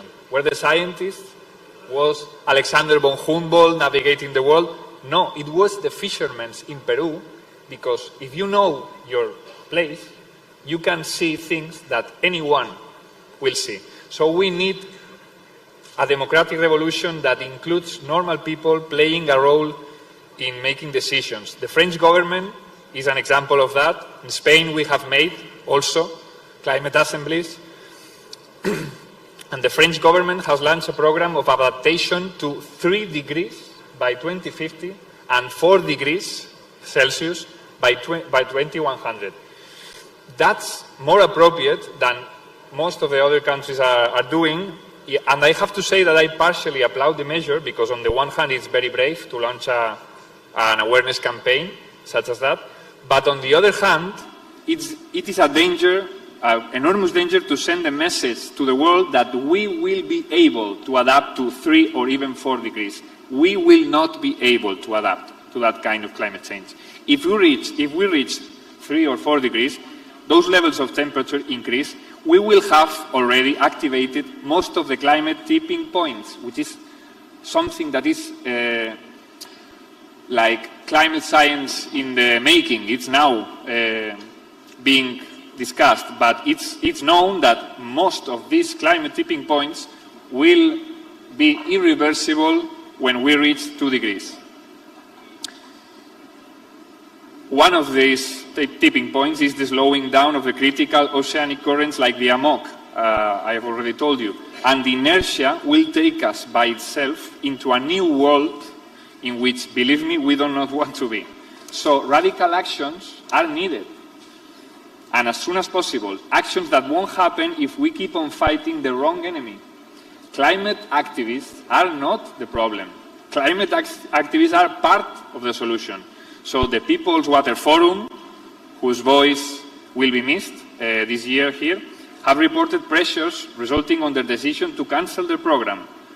So I would like to support the People's Water Forum and I demand, like, we need all the voices. We need the voices of the science, we need the voices of the politicians, and we need the voices of the activists and the normal people to leverage on the collective intelligence that we need to solve this problem. Thank you. Next, Mr. Waven William. Thank you, Mr. Moderator. I would like to thank all of the members who have contributed to this panel discussion. When I've listened to all the interventions, it begs me to ask the following questions. For example, with regards to sovereignty, working in silos, addressing the global concerns that we are facing today. Is there the need maybe to relook at the whole issue of sovereignty to tackle the global concerns? Because if we don't relook at this and collectively agree to take certain bold steps outside the box of sovereignty, maybe we will not be doing it correctly. My second point is with regards to scientific development and technology. Do we have proper mechanisms in place to follow so that as to ensure that new discoveries, new developments are sustainable? Because when I look at development, we address problems short term without looking long term for sustainability. So this is another point I would like to put forward. And I feel that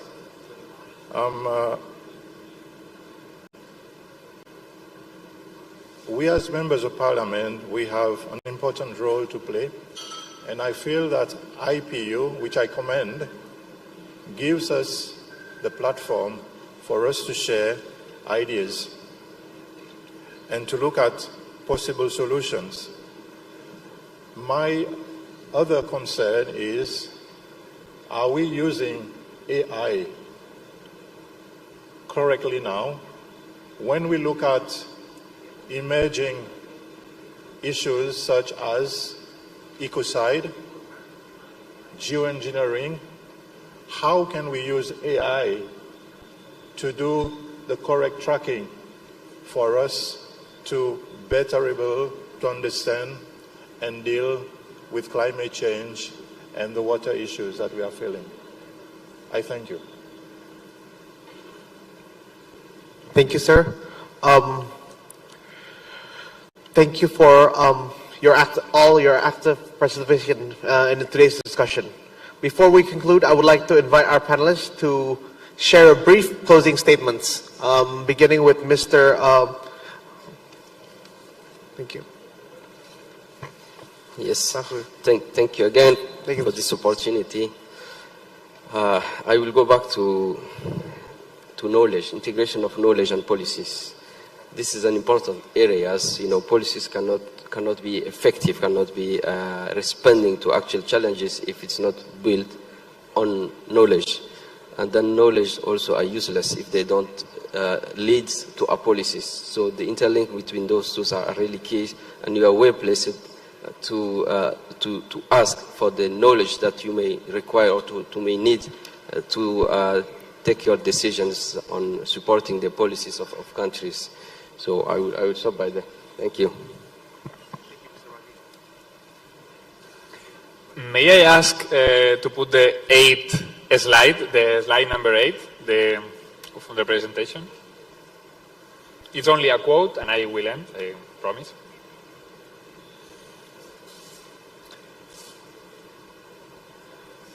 If it's not possible, I can read the quote, but it's worse. If you see, probably it will be more direct. There is a biologist called Edward Osborne Wilson. He's a writer also. He's a very nice writer. He has won 2 times the Pulitzer Prize because he writes fantastically well. So I think one sentence, one quote from him is nice to end this with an analysis that can resume what we talk. The real problem of humanity is the following. We have Paleolithic emotions, medieval institutions, and a godlike technology. This is terrifically dangerous, and it is now approaching a point of crisis overall. But what's the optimistic part of that? We can turn that vicious circle into a virtuous circle, like starting from the end. Starting from the emotions. That's the one part we have not managed to evolve as much as we need, and that is the reason that our political institutions are obsolete. So we need a revolution like that, because if we don't do that, technology will control us, and I think we have to do the opposite thing. Thank you.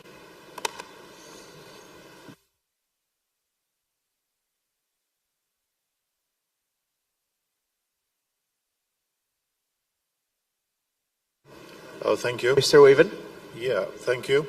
On behalf of IPU firmly believes in the importance of bringing parliaments together to share lessons learned and good practices on how to simultaneously address these pressing issues. We must learn from each other if we are to overcome these global challenges which threaten hard-earned development gains. Promoting inter-parliamentary knowledge sharing, facilitating dialogues across the IPU's geopolitical groups, and fostering partnerships on shared challenges that transcend our borders, including on water and climate change, are central to the IPU to help parliaments realize their sustainable development and climate goals.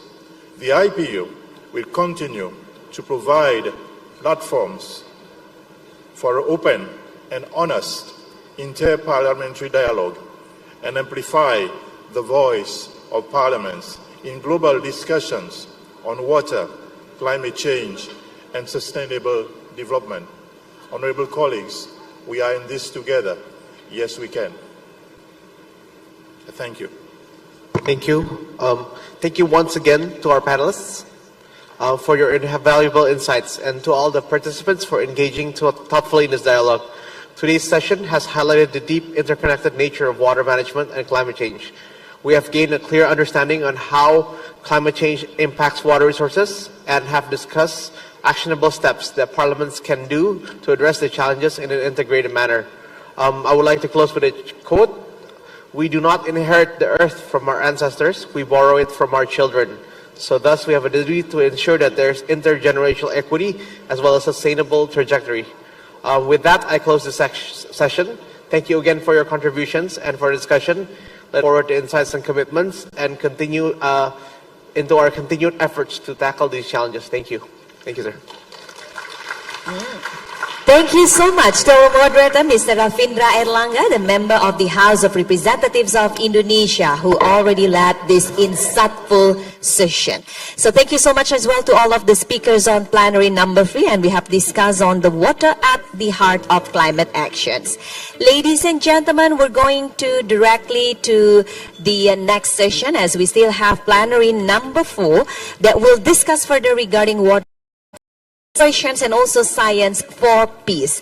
And we will also have all of our speakers as well as the moderator that will lead the sessions on the plenary number 4. So ladies and gentlemen, please remain here at the Pachatu Ballroom, as we will have no special allocated time for the coffee and tea break session. So once again, the coffee and tea actually are already served at the foyer area. If you would like to grab something, you can just grab it and bring it inside, because we will go directly to session number 4. So without further ado, ladies and gentlemen, we would like to present to you, this is plenary number 4, and I would like to also introduce the moderator on plenary 4. So our moderator is the chairperson of IPU Working Group on Science and Technology. Please welcome, this is Mr. Dennis Norton.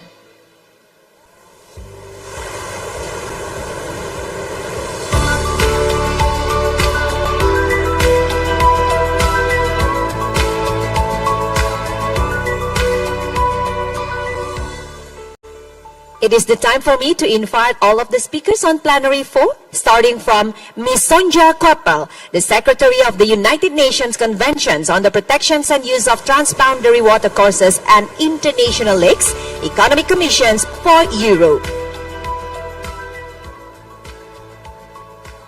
And now we continue to the second speaker, the Chief Executive Officer of Human Right to Water, Ms. Amanda Loeffen.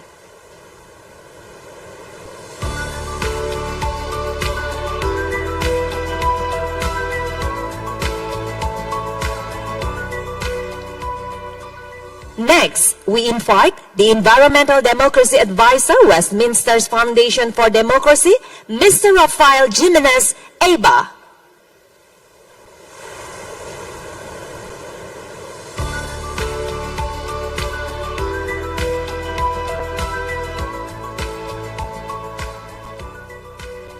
And to complete the speaker on plenary number 4, we invite the First Counselor of Environment, Climate Actions and ICT European Union delegations to Indonesia, Ms. Henriette Weigerman.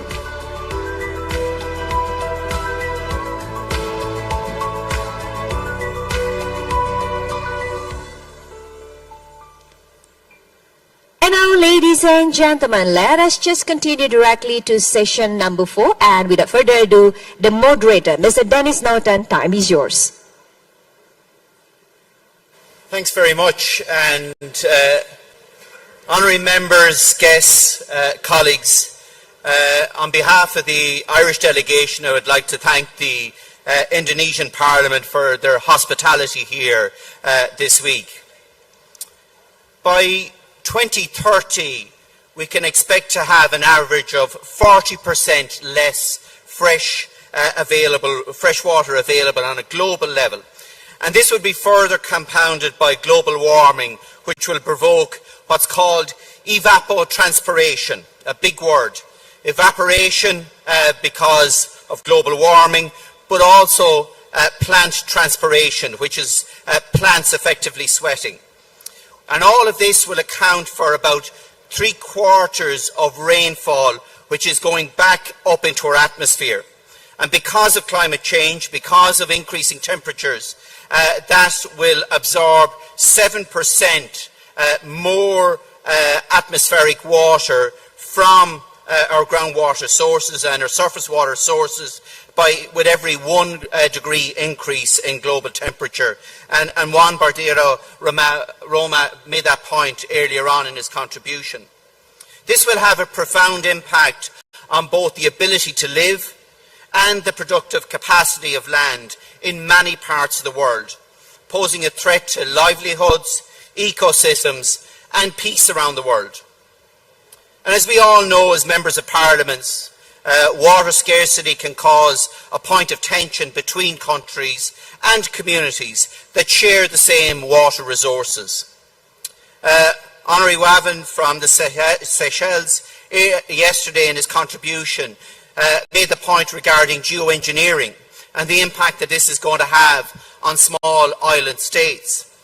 And these challenges all represent not just a challenge but an opportunity to bring peace through innovative solutions and collaboration. Developing the concept of the Interparliamentary Union Science for Peace School, which was co-chaired by the IPU Committee on Middle East Questions. Maybe if we could get the slide deck up there. Yep. So it was, and on to the next slide, please. Yes, so the Middle East schools developing the concept of the Interparliamentary Union Science for Peace School, which is co-chaired by the Interparliamentary Union Committee on Middle East Questions and the Working Group on Science and Technology, which I chair. We focused on helping to address water scarcity in 3 regions, namely the Middle East and in particular Palestine, the Sahel region, particularly in West Africa, and the Mekong River Basin. Water diplomacy and transboundary water cooperation are essential in ensuring that people from all around the world have access to safe, affordable and reliable drinking water and sanitation, one of the key objectives of the Sustainable Development Goals. So bringing together close to 100 contributors and participants, parliamentarians, parliamentary staff, scientists, water experts, researchers, stakeholders from various sectors over 2 schools, one held for a week in CERN in Geneva, the third one for 3 days at the International Centre for Interdisciplinary Science and Education in Coi An in Vietnam. And if we could move on to the next slide there, please. So we brought together, we established 2 schools, one in CERN, one in Vietnam, where participants engaged in constructive dialogue, knowledge sharing and partnership building with a view to developing effective strategies and policies to guarantee water security. We demonstrated how scientific methods can resolve practical problems and bridge gaps between nations. The aim of the school is to use scientific discourse not only to address environmental and technical challenges, but also as a diplomatic tool to strengthen ties between historically divided nations. And over these schools, it resulted in 4 recommendations that are now going to be put in front of you here on the screen. And these recommendations reflect the expert contributions and the contributions from colleagues that were presented both yesterday and today. Now, if you scan the QR code there in front of you, you can get access to the detailed recommendations, but they come under 4 specific themes. The first one is in relation to evidence-based decision-making. MPs believe that water and sanitation policies should be based on robust evidence, that we need, as members of Parliament, to enhance cooperation with experts and researchers and foster dialogue between our parliaments and the scientific communities. We need to prioritise the creation of accessible and open data so that it is available for everyone to understand. Secondly, we want to see greater community engagement to promote extensive community involvement in water management through citizen science, which is a key aspect of human security. This not only enhances data collection, but increases awareness, fosters ownership, supporting the sustainable management of water and sanitation as set out in the Sustainable Development Goals. Thirdly, we're recommending that we advocate for the adoption of the UN Water Convention by member states that haven't adopted it yet, and promoting those principles by those members who have adopted it to ensure that we can have enhanced transboundary water management. And this will encourage nations to share knowledge and understanding on transboundary water issues. And finally, the fourth recommendation then is to establish a parliamentary expert community on water. And Mr. Lloyd Forshawn, the President of the World Water Forum, raised this issue in his contribution yesterday. We want to create a platform for sharing knowledge and innovative water solutions, because every year between 5 and 7 million patents lapse, and they're lost. No one knows what that knowledge or understanding is, and even making that available to parliamentarians or those that are addressing water problems, because a lot of those solutions are focused on water and many basic challenges that many of us are facing in our parliaments on a day-to-day basis. And if they were brought together and made available, they would be a huge driver of innovation in many of our countries, in many of our parliaments, and in many of our communities. We also want to promote interdisciplinary dialogue that ensures that we develop informed policies, and get governments as well to cite scientific evidence in their policy documents and in their legislative proposals. And we want to see water caucuses established in parliaments. Yes, we have water committees in every single parliament, but they have very broad agendas, very broad priorities. And what we want to see is water caucuses that are focused on the issue of water on a cross-disciplinary approach. So the aim of this session is to take these 4 sets of recommendations, to assess where they are in transboundary water cooperation and water diplomacy, identify the challenges and opportunities for water cooperation and diplomacy, determine some examples for effective and ineffective transboundary water cooperation, and evaluate the legislative, scientific and local communities that contribute to the improving of transboundary water cooperation globally, regionally and bilaterally. And I'm going to ask the 4 panellists here to reflect on those recommendations in their contributions.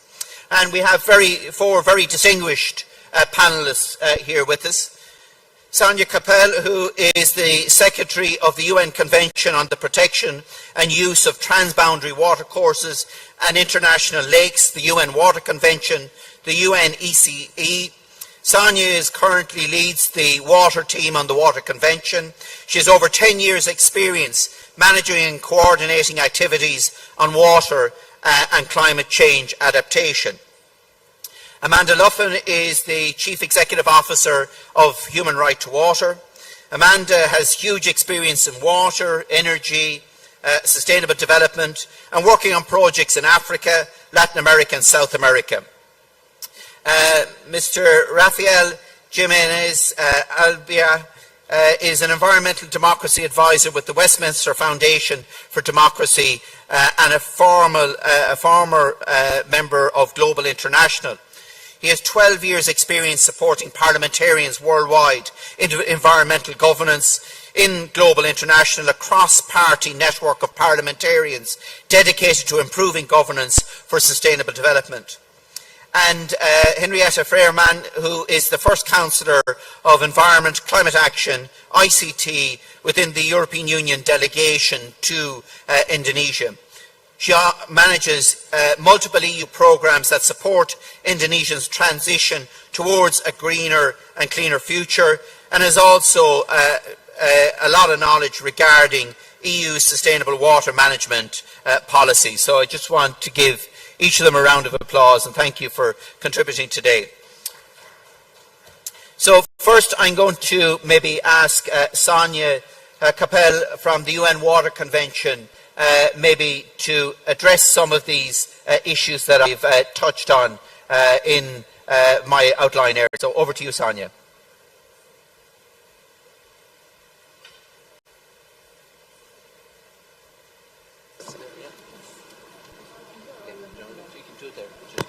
Talk into the mic. Okay. Thank you very much. Dear members of parliament, honorable members of parliament, I would like to speak exactly about this last topic of hydrodiplomacy, preventing conflict over water, especially when they are shared between countries, but also at other levels. I would like to ask maybe to show my slides, if possible. Globally, more than 60% of all fresh water resources are shared by 2 or more countries. And more than 40% of the world's population actually lives in basins which are shared.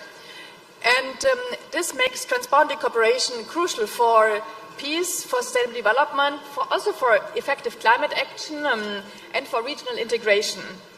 And we can really see in different parts of the world, such as in Western Africa, in the Senegal Basin, how transboundary water cooperation has actually promoted energy, access to energy, regional integration, and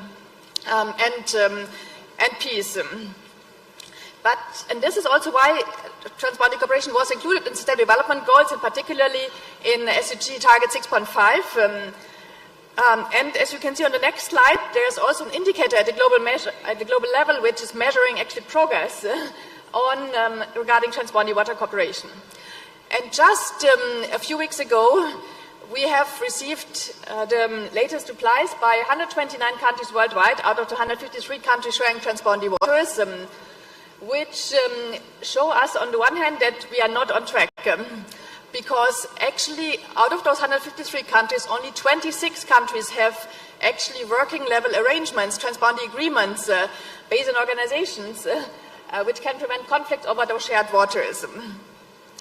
On the other hand, there has been progress, especially, for example, in Africa, where many new agreements were signed over the last years. And so there is hope, but there is still a lot more to do in order to turn really water into an factor for peace and prevent conflict over those shared waters. And what do we need to accelerate such progress? You can see here key areas to accelerate progress on transboundary water cooperation. On the one hand, it's addressing data gaps, because lack of data and also lack of shared and agreed data among countries is one of the major challenges for transboundary water cooperation. Secondly, we need to leverage and mobilize expertise and also bring together better the existing expertise by technical financial partners, including actually from your side, and that's why it's really a pleasure that you're showing interest in this topic. We need to increase capacity of the experts and also policymakers, including for negotiations, for example, and build political willingness. And here I believe parliamentarians really play an important role because we can see in a number of cases that political will is lacking. And we need to strengthen legal and institutional framework for cooperation, which are basically the cornerstones, the backbones, which provide the rules of the game, so to say, for countries to cooperate. And this includes exactly the United Nations Water Convention, so the UN Convention on the Protection and Use of Transboundary Watercourses and International Lakes. This convention, which I'm leading, is basically already more than 30 years old. It was signed in 1992 in Helsinki, and since then has turned into a global legal and intergovernmental framework for transboundary water cooperation. It is basically a platform where the countries come together to discuss the status and how to advance transboundary water cooperation. But it's also a living tool where countries are supported when they have problems, where countries are supported in different topics related to transboundary cooperation, such as how to adapt jointly to climate change, how to finance transboundary water cooperation, how to share data, and how to, for example, also manage water between competing demands from energy, from agriculture, and for ecosystems, for example. And the Water Convention was initially developed in the Pan-European region, but was then opened up to all your member states. And since then, we have 11 countries which have joined from outside the Pan-European region, including 9 from Africa. The latest ones to join were, for example, Nigeria and the Gambia last year, and Namibia also, as well as Panama and Iraq. Currently, this has meant that the Water Convention currently has 52 parties, but more than 20 more in the process of joining, including 5 or 6 where the accession actually stands at parliamentary level. So we hope that you can also help to advance accession to this crucial global tool in those countries which are currently in the process, and even in those which have not yet started. And this is because the UN Secretary General himself is actually calling upon countries to join and implement the United Nations Water Convention, as you can see on the next slide, because it has proven to actually promote sustainable development and prevent conflicts. On the next slide, you can actually see the global map of the countries, where you can also locate your own country and see if so far your country has actually joined or not the Water Convention, or is in the process of joining according to the colors.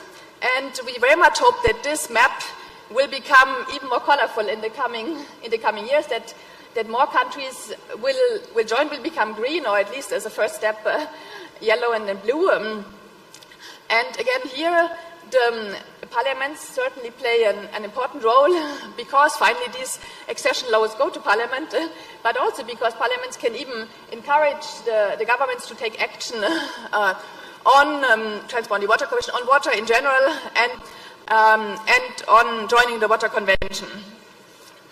So finally, this brings me exactly to my last slide, which is what parliamentarians can do. So,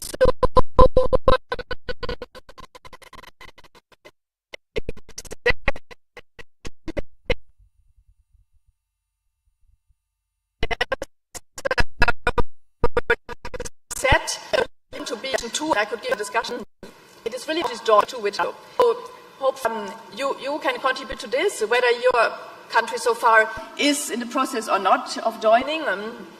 And as you can see, there are some regions already more advanced, such as Europe and Africa, but others are also in the process. Secondly, then also to actually promote the development friendly agreements over the waters which your country is sharing maybe with neighboring countries. Certainly, transboundary cooperation also requires resources for it, including for the basin organizations, which are actually agents for peace, such as the Mekong River Commission in Asia, or the Danube Commission in Europe, or the Lake Chad Basin Commission in Africa.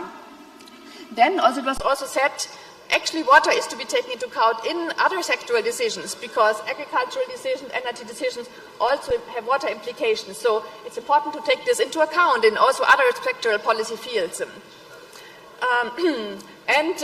These recommendations, some of those are also mentioned among the recommendations. Exactly, recommendation 3 actually is about the Water Convention. So in this regard, a crucial global event, actually the most important probably event on transboundary cooperation, will be held in October this year in Slovenia, which is the 10th meeting of the parties of the Water Convention. And we would like to invite you also to attend this meeting.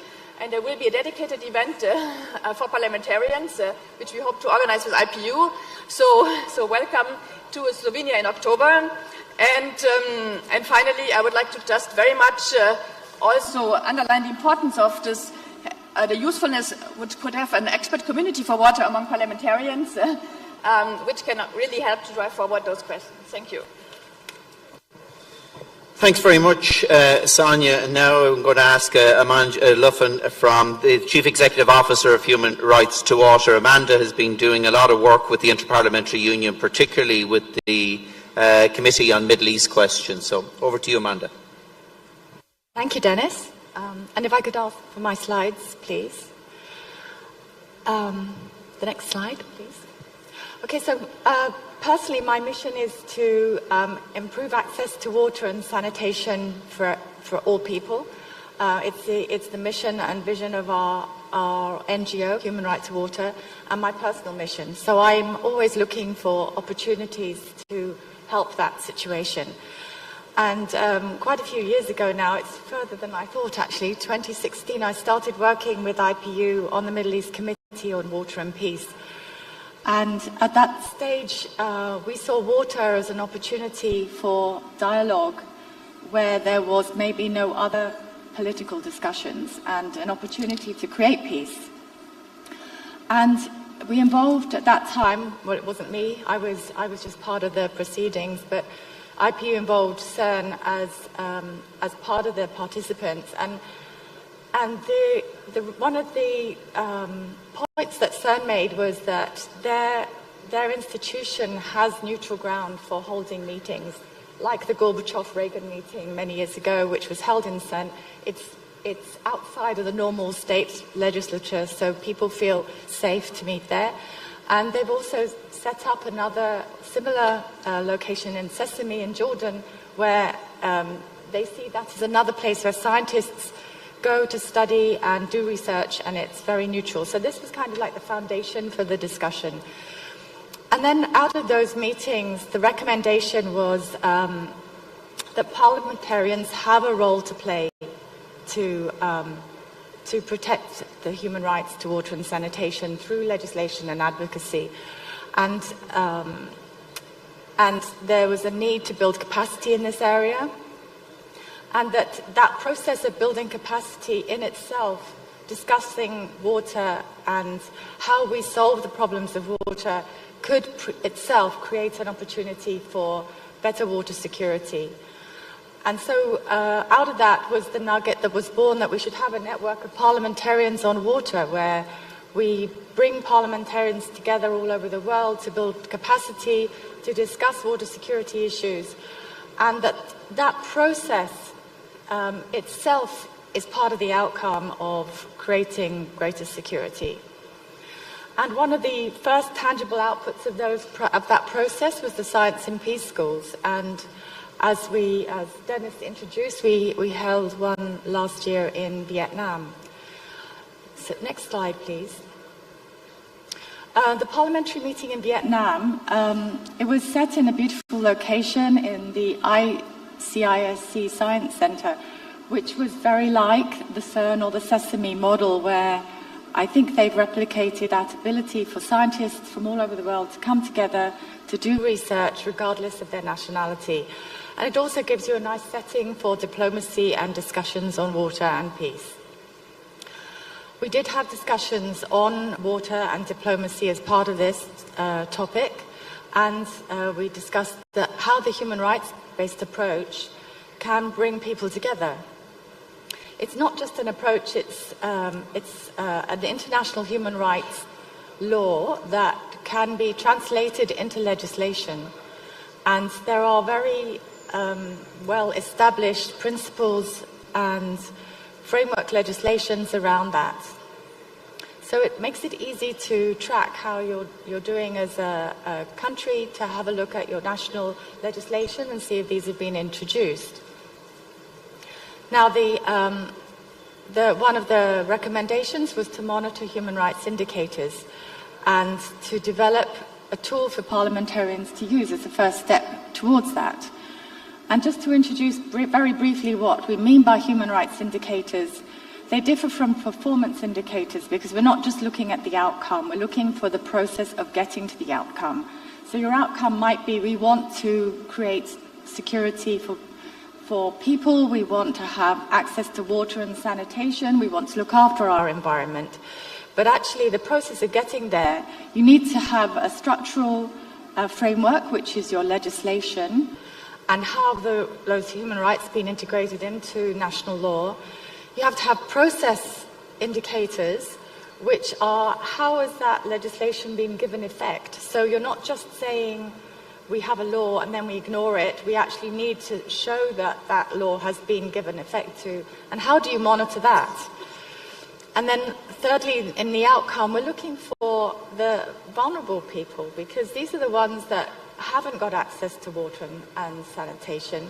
And these are the ones where they're living in political unrest, or they're living in areas where it's great poverty, or there just isn't the same access. And that's what creates water security problems at the end of the day. So we can look after all people with water supply and do it in a way that's sustainable, which means that we have the legislature to back it up, that's going to stay there from one political party to the next over time, then that gives us better security. Next slide, please. Next slide. The human rights-based approach, very briefly, and I don't want to spend a lot of time on this because I'm conscious of time, but it includes the principles of non-discrimination, public participation, which needs to be meaningful, involving people at the community level and all vulnerable groups, access to information, which means project information, data, as Samia was saying, you need to have access to water quality, water volume data to be able to make the right decisions.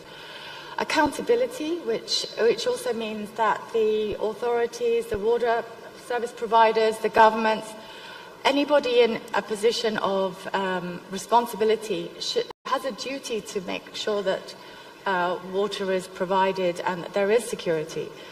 And that needs to be measured through feedback processes, for example, and the ability for people to claim their rights.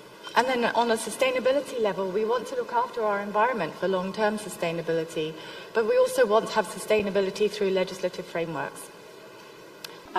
So it's very relevant to the IWM programs that you're developing in your countries, to transboundary management, and these principles of being engaged and giving everybody an opportunity to participate is the only way forward to enable everyone to have access to water. Next slide. So what can parliamentarians do? And this is part of the Vietnamese meeting last year. But if we can use some indicators to track where you are today, that is a starting point. And I think that the structural indicators are an easy place to start with, because it's what's written in law, what do you have already and what could be there. And if it's not written in law, it's not likely to be happening. So, for example, with meaningful participation, which is essential to transboundary management, to IWRM and water resource management, you really need to get people involved from the beginning, from before the project starts. And if that isn't written in law, then it's not likely to be done by everybody. It may be done by a few, and the United Nations generally has that as an absolute principle. But if you're not working within the United Nations programs, it's not always going to happen. So it's very important for national law to reflect that. And then on the capacity building and awareness, this reflects the network of parliamentarians that we talked about. So last slide, please. Oh, I've got a couple of slides. Very quickly, only 27% of countries recognize the rights to water in their constitution. 27% is a quarter of the countries of the world, and if it's not in the constitution, it's not going to be in national law. Next slide, please. Judicial law, we did a big study looking at countries and how, if they haven't got the rights in their constitution, do they have reflected in law? And actually, it's very difficult. If it's not written in your constitutional law and it's not brought down to the national legislative and policy level, very few cases can be taken to the judicial courts. People haven't got a way to claim their rights, and then there is a lack of access to water and sanitation. It makes it a very difficult situation. We have a link here to a report on this on our website, and you can access that information. And last slide, please. So recommendations: start mapping high-level structural indicators. Have a look at what you've got today. We can provide you with a very systematic methodology for doing that. If you look at our website, we've done a lot of mapping of different countries. And communicate. Help people to be aware that they have this right, and demonstrate your country priorities, that the rights to water and sanitation and the right to a healthy environment are really critical and need to be introduced into national constitutions. Thanks very much, Amanda. We now will hear from Rafael Jimenez Albar, the Environmental Democracy Advisor with the Westminster Foundation for Democracy. You'll probably tell us a little bit about this organisation as well. Rafael, thanks. Thank you, Mr. Chairman. Well, I'd like to focus my answer on the question of what parliamentarians can do to strengthen transboundary water cooperation. And as regards the response to the recommendations, the school's recommendations adopted in Vietnam, maybe if I have time at the end, I would like to respond to those as well. So the list of actions that parliamentarians can take to strengthen transboundary water cooperation through legislative, diplomatic and advocacy efforts is extensive. I will not come as a surprise to you as parliamentarians in the audience. Some have been mentioned, but I would like to map them out a bit more thoroughly. So as regards legislative action, parliamentarians can push, indeed, for the ratification and the implementation of global water treaties and agreements like the UN Water Courses Convention, which has been enforced for a decade, and the UNESC Water Convention. They can ensure that domestic legislation aligns with international commitments, and then that is you can develop and pass laws on integrated water resources management that emphasize sustainable use, equitable distribution and environmental protections, as well as transboundary water cooperation. And you can work to harmonize national water laws and policies with neighboring countries to create a cohesive approach for transboundary water management. You can also push for budgetary allocations that are sufficient to support transboundary water cooperation initiatives, including infrastructure projects, research and capacity building programs. And as regards your oversight powers, you can conduct regular reviews and assessments or post-legislative scrutiny of instruments that are transposing these transboundary water agreement provisions to ensure that they are effectively implemented and that they remain relevant to current challenges. You can also engage in parliamentary diplomacy with counterparts in neighboring countries to discuss and resolve water-related issues, and you can support the establishment and strengthening of regional water management bodies, such as river basin organizations, and you can also promote joint research initiatives and the sharing of hydrological data to enhance mutual understanding and cooperation. But we know, as we've seen, that progress implementing this agenda, including as regards transboundary cooperation, has been and is too slow. So I believe that to improve performance here, it's necessary to transform the political economy around transboundary water cooperation. And I believe that here applying an environmental democracy lens could be productive. So this transformation has got to do with innovation across the overall representative function of parliamentarians to enhance environmental democracy around transboundary water cooperation. A regional environmental democracy agreement, like the ones that my colleagues here in the Indonesia office of WFD are proudly working on in the ASEAN context, would help. It could provide a framework to do these things. In the end, you parliamentarians do not operate in a vacuum. You represent the interests of the citizens, but you also have a role as public opinion leaders. So enhancing the environmental democracy around transboundary water cooperation would imply enhancing access to information, as has been said, public awareness about the risks of neglecting this cooperation and the benefits of cooperation. But this theme will probably catch better the interest of people in the context of a wider message about water governance, in the context of the climate crisis. And I would say that in the most cases, the climate change conversation would provide a productive entry point to talk about the urgency of enhancing water governance in general. Then it would require enhancing access to decision-making on water, including planning. So this would require exploring legal innovations in terms of access to justice as well, like laws granting legal personality to bodies of water, which were mentioned in the previous session. So this is an emerging legal approach aimed at protecting and managing water bodies more effectively by recognizing them as entities with rights and represented by guardians, which can be committees comprising scientists, citizens, members of the administration, and economic and social sectors as well. So by endowing bodies of water with legal personality, any natural or legal person is legitimized to defend this ecosystem and can assert the rights and prohibitions of the law before the courts and the public administration. So this concept has been implemented in various parts of the world already since 2017. So I believe that an effort in raising the saliency of the issue in the context of the broader conversation about water governance and climate change adaptation, awareness raising about the need for transboundary water cooperation, and an open mind for new approaches to sustainable water governance could make a difference. Thank you. Thank you, and Rafael. And we now go to Henrietta Fegerman from the European Union delegation here in Indonesia. Thank you very much, and good morning, ladies and gentlemen. It's a very big pleasure to be here. I'm not a parliamentarian, as you can hear, but I do have a greeting from a parliamentarian from the European Parliament. This is a member of Parliament that's called Ms. Pernille Weiss, and she would really like me to pass her warm greetings to all of you. She would very much have liked to be here herself, Indonesia herself.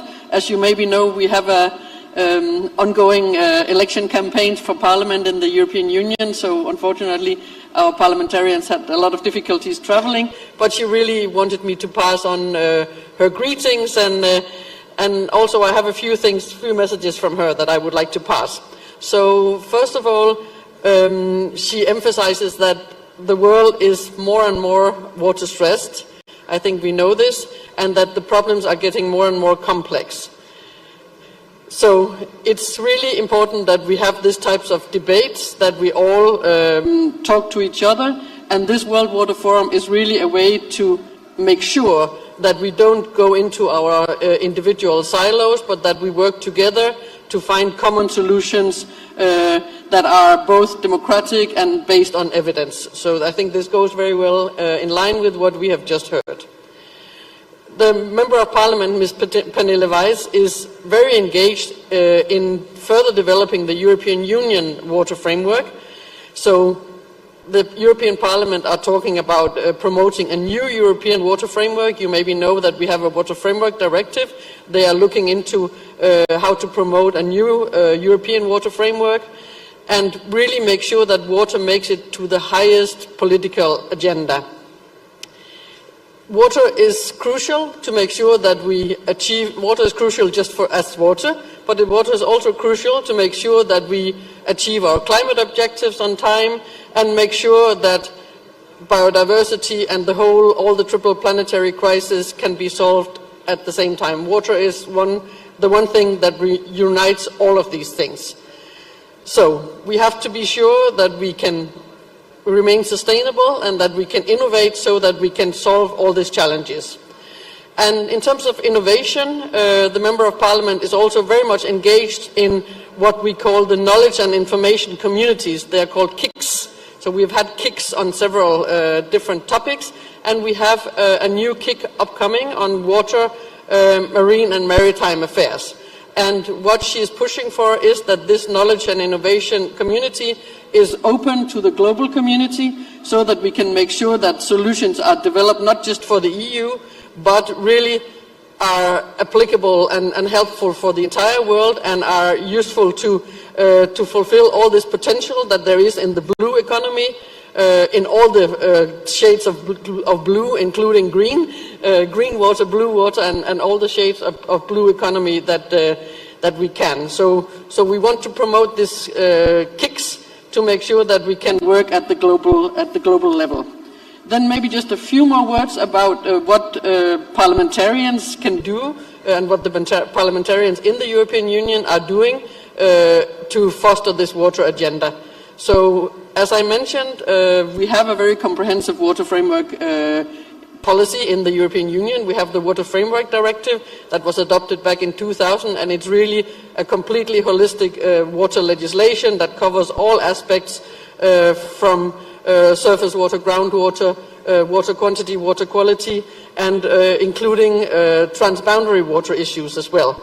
As you probably know, the European Union is probably one of the most complex transboundary water corporations in the world. We have our 27 member states, and most of them have transboundary waters. So for us, it's really crucial that everything we do is being done in a transboundary context.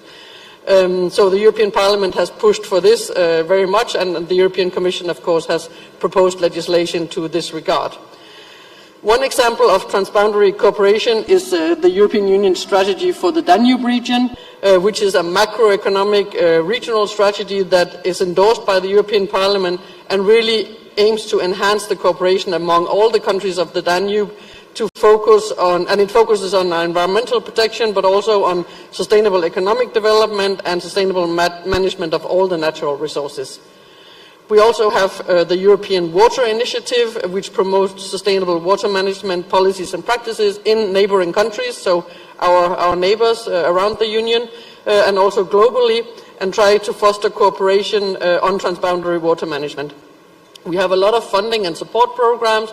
We have research and innovation, including our Horizon Europe program that has a strong emphasis on water. And we have international collaboration, also in the context of with other international organizations, including UNECE and the Water Convention. And our parliamentarians engage also very much in parliamentary diplomacy. And finally, a lot of resolutions really to stress and emphasize all these topics has been adopted by the European Parliament over recent years, and the momentum and the importance is increasing as we speak. Thank you so much.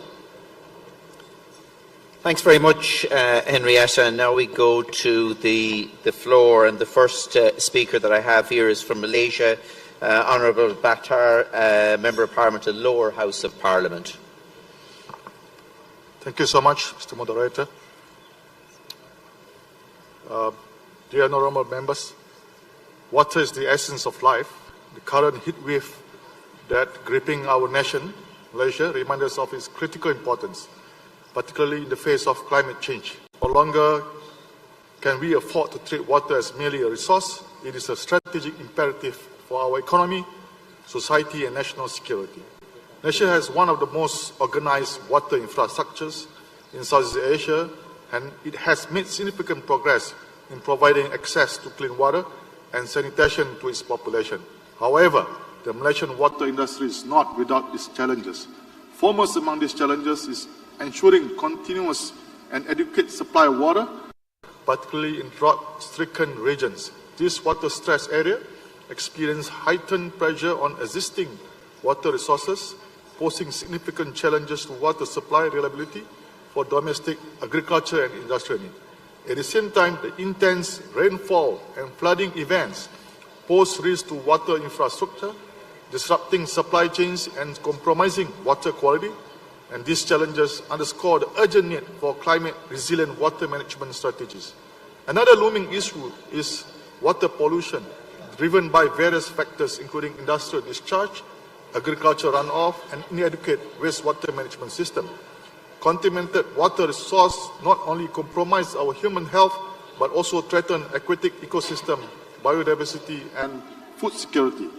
Amidst these challenges, ensuring universal access to clean water remains a paramount goal for the Government of Malaysia through our Ministry of Energy Transition and Water Transformation, PETRA, and disparities in access persist, particularly in rural and marginalized communities, underscoring the need for equitable and inclusive water management policies and infrastructure development initiative. As of 2023, urban and rural water supply access coverage were 97.1% respectively. Meanwhile, sewerage service covered 84.4% of the main cities. Our target by end of 2025 is to achieve 98% coverage of clean water and sewerage coverage in rural areas. This initiative aligns with the Malaysia Madani primary objective of enhancing the well-being of its people while supporting the sixth goal of Sustainable Development Goal, SDG 6, ensuring access to sustainable water management and sanitation for all. Thank you. Thank you for your attention. Thank you. Next is Thailand, and after that we will have Bahrain. So Thailand is next. May I first of all thank Kun Dennis Norton, our moderator, and all panelists for all the information that you provided us. As we are discussing the water diplomacy, so I will not focus only SDG 6, clean water and sanitation, but also goal number 10, which is peace, justice, and strong institutions, as well as the goal number 11, partnerships for the goals. Of course, allow me to touch upon two issues of concern in this region. First is South China Sea, and the second one is Mekong River Basin water management. The first one, of course, the South China Sea is currently facing challenges of increasingly tensed geopolitics, military competition, and rivalry. It also involves freedom of navigation and maritime environmental protection. To cut the story short, ASEAN would prefer cooperation rather than confrontation, and have been trying to conclude a practical code of conduct, COC, with China, in addition to the 2002 declaration of conduct, DOC, between ASEAN and China. As a matter of fact, there remain attempts for reconciliation dialogues between U.S. Biden administration and China, but there seems no real progress. So if you have some views on what will be the next scenario, especially when there will be an election at the end of the year, and there are a lot of news about coming back of Mr. Trump, who started the ball during his presidency. And the second question would be, what the parliaments of ASEAN, China, and other can help to come up with some kind of preventive diplomacy and a sustainable solution, including an early conclusion of COC. The second one is Mekong transboundary river basin, we should have a comprehensive legal regime for water management. But the Mekong River Commission seems to be the most potential one, but it covers only lower Mekong sub-region, and on the other hand, they don't have a real power to rule. There are, however, some good progress in Mekong Lansang cooperation in addition to the MRC process. And the question is how at least the ASEAN 5 countries in Mekong sub-region be more cohesive, perhaps under the ACMEX, Yayawadi Chao Mekong Economic Cooperation, to which the 5 can cooperate more with China, and how the parliamentaries can help promote that. Thank you. So now we move to Bahrain, and then we will have the Asian Interparliamentary Assembly. So Bahrain. Thank you, Mr. Dennis Norton. We know, at least in theory, that the environmental challenges and environmental changes, actually, pollution in particular, and the disorder of global climate and the changes in global energy affect water resources. The climate change itself affects the quality and quantity of water in various regions due to changes in biodiversity, desertification, etc. The question is, are there real information anywhere that really prove that there is a real impact of these factors that I mentioned with relation to the quality of water anywhere in the globe? And did we activate the parliamentary diplomacy to solve these problems that are affecting the quality of water? I think these questions, if we can tackle, will help understand the issues that we are talking about today. Thank you so much. Thank you very much. We now have the Asian Interparliamentary Assembly, and then we'll be followed by Chad. Bismillahirrahmanirrahim. Assalamualaikum warahmatullahi wabarakatuh. Excellencies, ladies and gentlemen, my name is Yanti Rahman, and I am the Secretary General for the ASEAN Interparliamentary Assembly. I'm privileged to stand before you today to underscore this important topic.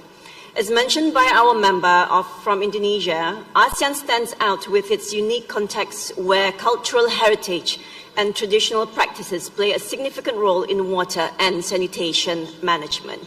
We are home to nearly 672 million people, making it as the 3rd largest population in the world, with a population growing almost 5 over the past 5 decades, underscoring the urgent needs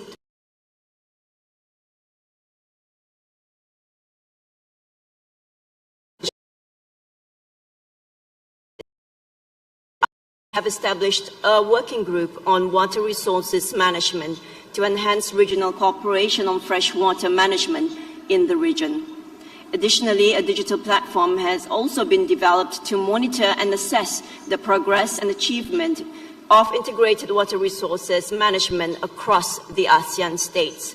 Now, building on this momentum, last year, the ASEAN Interparliamentary Assembly has adopted a resolution on promoting innovation, transfer, application, and development of science and technology for sustainable growth and development. And this underscores the strong commitment from ASEAN member parliaments to foster application, facilitate joint research, and increase investment in science and technology. However, it is essential for this regional commitments to be translated into concrete national initiatives and legislations to effectively promote the use of technology, infrastructure innovation, and financing to safeguard the human right to safe and clean drinking water and sanitation. And as legislators, we are responsible for ensuring that water resources are managed sustainably and equitably for future generations. And by enacting laws and policies, establishing legal frameworks, and fostering international cooperation, legislative bodies play a crucial role in promoting water diplomacy and using science for peace. Now let us reaffirm our commitment to safeguarding global water resources by working together to strengthen legislative frameworks, promote scientific research and innovation, and mobilize resources. We can enhance cooperation and ensure the sustainable management of water for the benefit of all. Thank you so much. Thank you very much. We now move to Chad, and then we have Iceland.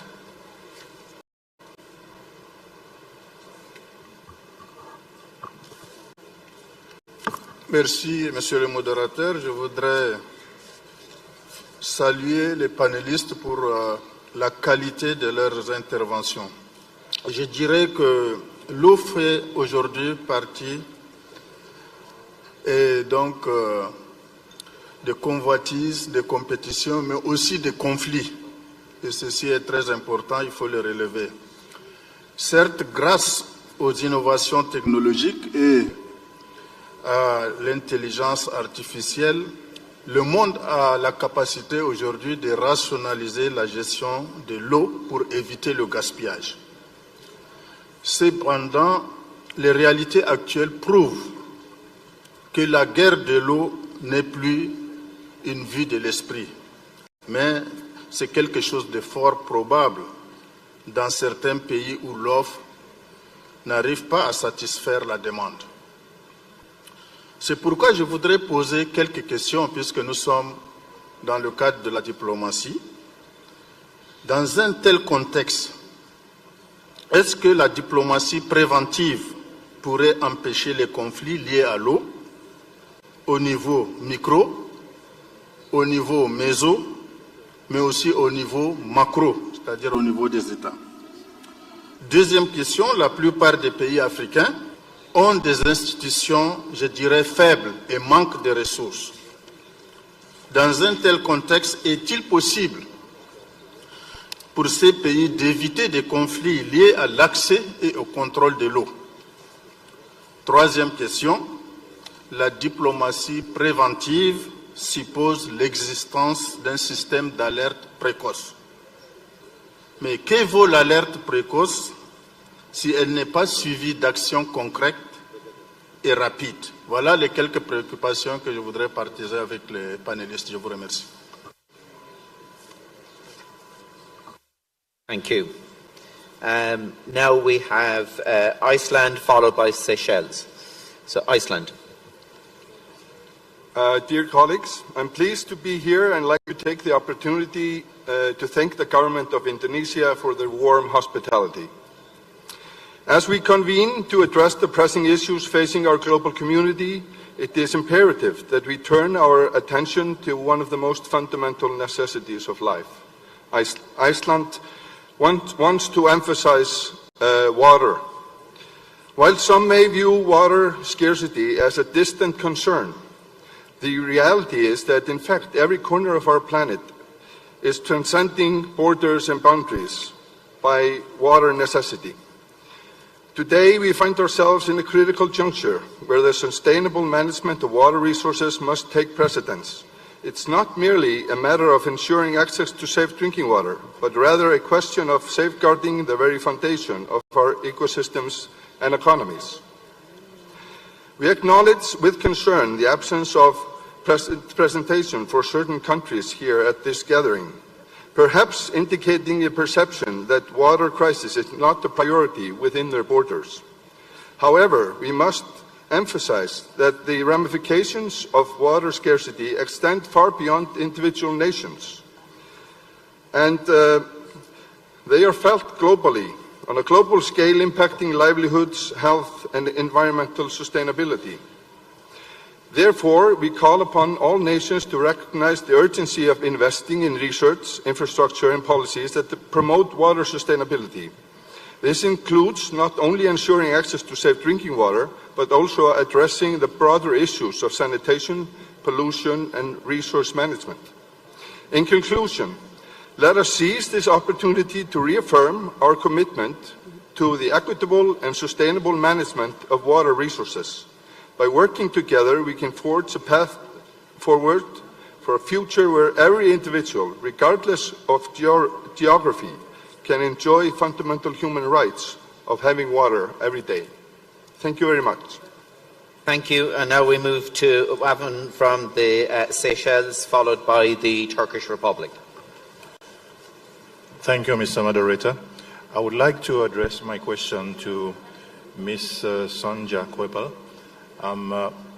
In terms of the activities of ecocide and geoengineering, do you feel that there is emphasis now at the UN level to deal with the data collection?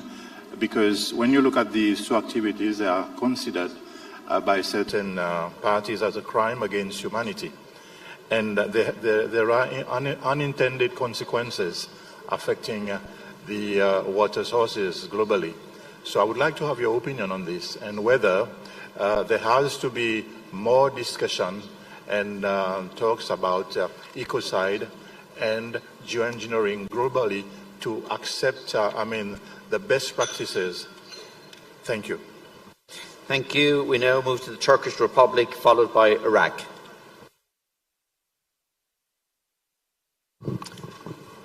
Thank you. Dear Chair, first I would like to extend my sincere thanks to this huge organization and wish my condolences for Iranian President's tragic death. The world's supply of fresh water is not evenly distributed and often not appropriately managed. While many countries are already facing increasing scarcity of fresh water, by 2025, 1.8 billion people will be living in countries with absolute water scarcity. So we need more tangible steps to assess how we can contribute to advance this progress. First, we should evaluate water as an opportunity for cooperation and development rather than as a source of conflict. Second, we should keep in mind that unsustainable use of water may have a potential to fuel existing disagreements. Lasting solution to transboundary water issues can be reached through confidence building measures and genuine cooperation among riparian states. We should remember that transboundary waters have their own specific characteristics and peculiarities Therefore, one-size-fits-all approach does not work. Facilitating and encouraging efforts should not turn into imposition of framework or mechanisms by third parties. Such interventions might favor a specific recipe which may prove inappropriate for a solution in a given basin. Thank you. Consequently, I would like to take your kind attention again to the people in Gaza having no access to even a dirty water. They are drinking rainwater for surviving. Thanks for your attention. Thank you. Now we move to Iraq and then China. Dear friends, it is a great pleasure to share our practice on strengthening legislation, international cooperation, and scientific and technology innovation to promote the sustainable development of water resources. First, the National People's Congress of China attaches great importance to water resources. Sorry, Iraq without interruption, please. Sorry, proceed, Iraq.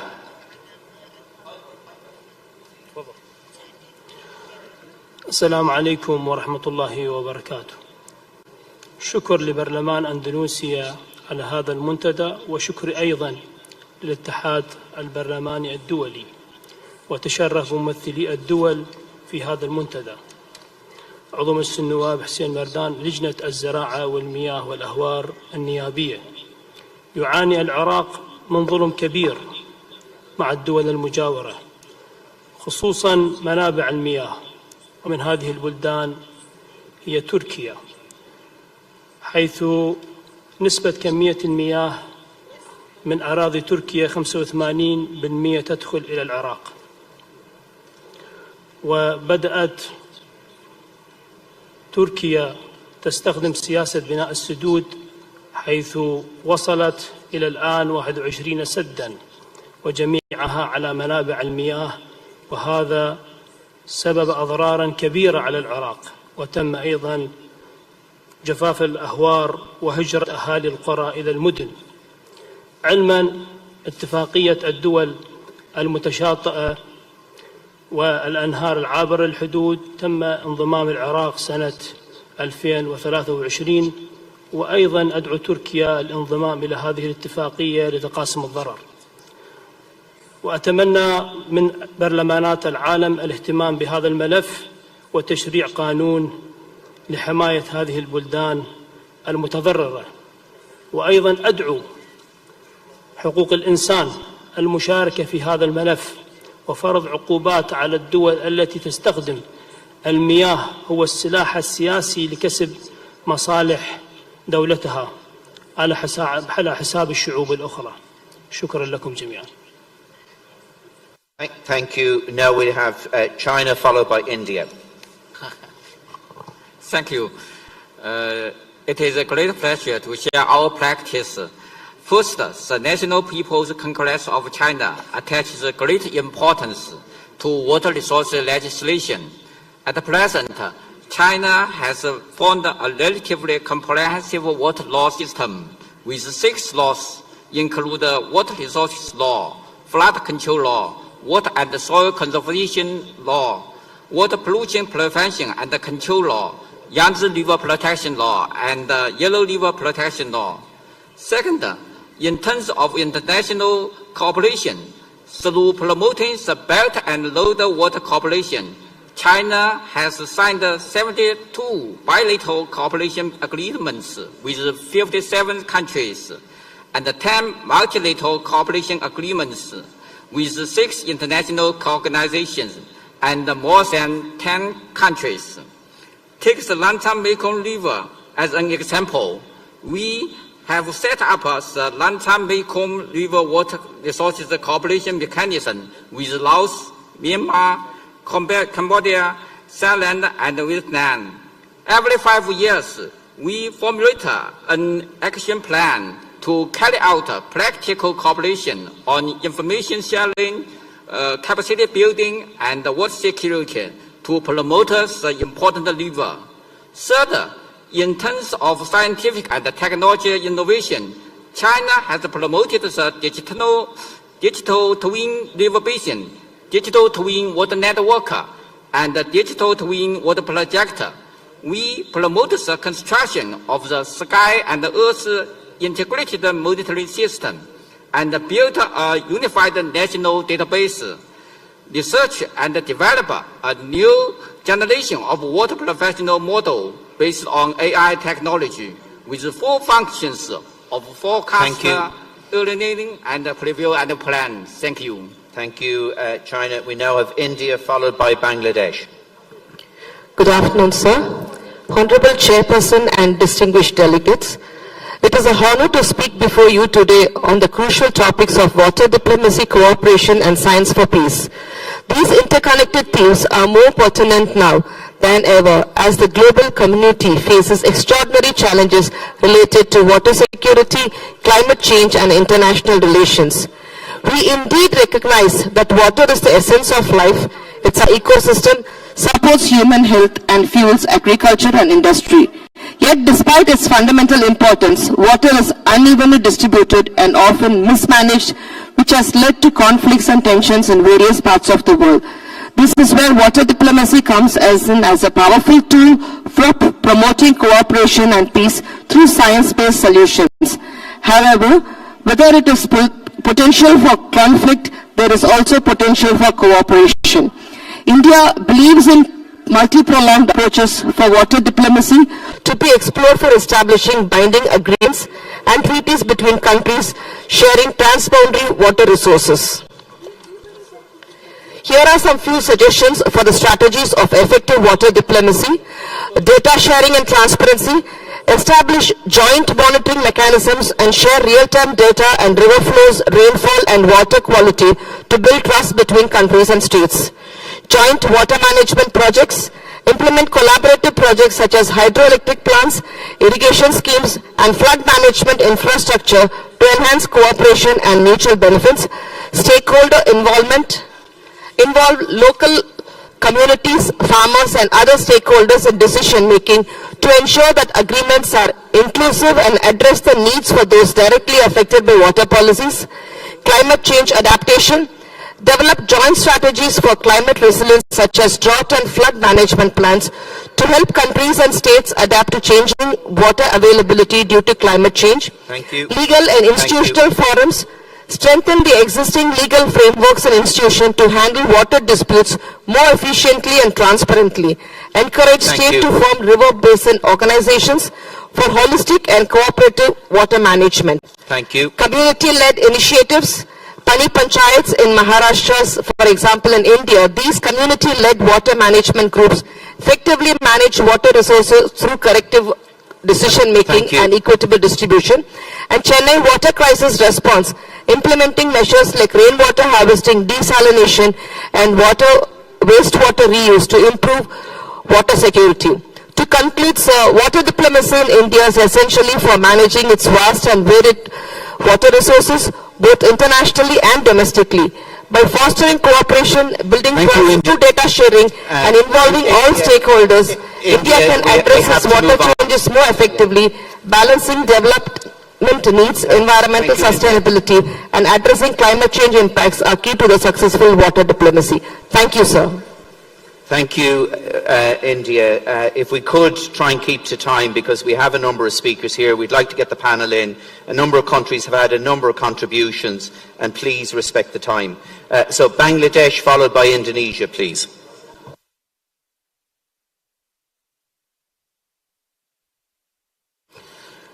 Bismillahirrahmanirrahim. Honorable Chair, Honorable Members of Parliament, distinguished guests, ladies and gentlemen. Assalamu alaikum and very good afternoon. It is a great privilege for me to address you all in the parliamentary meeting on the occasion of the 10th World Water Forum here in Bali, Indonesia. Water diplomacy plays crucial roles in promoting peace and stability, particularly in regions where water resources are shared among multiple countries. Water diplomacy involves negotiations, dialogue, and diplomatic engagement to reach agreements on water allocation, usage, and management that benefit all parties' involvement. By employing diplomatic channels, countries can prevent conflicts and build trust through collaborative water governance framework. In this regard, the Parliamentary Friendship Group may play a vital role. Concerned countries can address common water challenges, optimize water use efficiency, and promote regional stability and development. They can cooperate each other to bilateral, multilateral agreements, joint management institution, data sharing mechanism, and joint infrastructural development projects. 92% water resources of Bangladesh are external, entering Bangladesh via transboundary waters. Therefore, it is wise to agree to equitable sharing for the transboundary water resources among the common rivers states. Excellencies, Bangladesh government, under the visionary leadership of Honorable Prime Minister Sheikh Hasina, the mother of humanity, has invested in climate resilient infrastructure for water management. On top of that, thank you, Bangladesh. Thank you very much. Joy Bangla, Joy Bangabandhu. Thank you. We now have Indonesia, followed by a brief intervention from Morocco.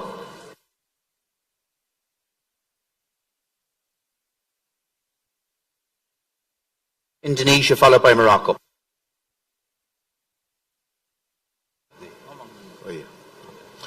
Assalamualaikum warahmatullahi wabarakatuh. Air tidak mengenal batas wilayah, dan kita telah melihat berbagai contoh bagaimana air dipolitisasi dan digunakan sebagai senjata konflik. Karena itu, dari data Water Conflict Kronologi yang dikembangkan oleh Pacific Institute for Study in Development, Environment and Security, sebuah lembaga riset independen fokus pada isu air tawar dan global, serta kawasan, mencatat sedikitnya 1.634 konflik terkait air yang muncul sepanjang sejarah sejak 2.500 tahun sebelum Masehi.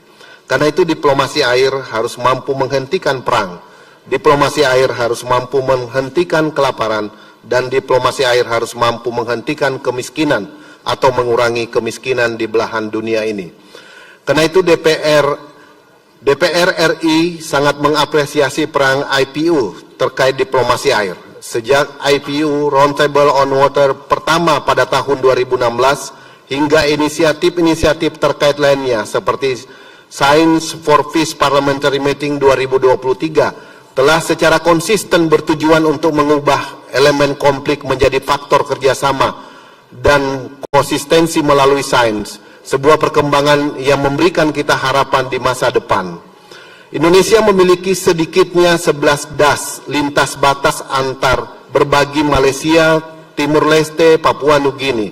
Karena itu, kita berpandangan dan kita berkomitmen untuk terus memperkuat dan menindaklanjuti resolusi-resolusi IPU terkait diskursus air dan diplomasi seperti resolusi IPU untuk membentuk sistem tata kelola air baru, mendorong aksi parlemen untuk air dan sanitasi yang disepakati pada IPU ke-132 di Hanoi 2015. Selain itu, DPR akan berupaya memperkuat daya tawar peran parlemen dan meningkatkan intervensi legislatif dalam kebijakan terkait air melalui pendirian kaukus parlemen tentang air.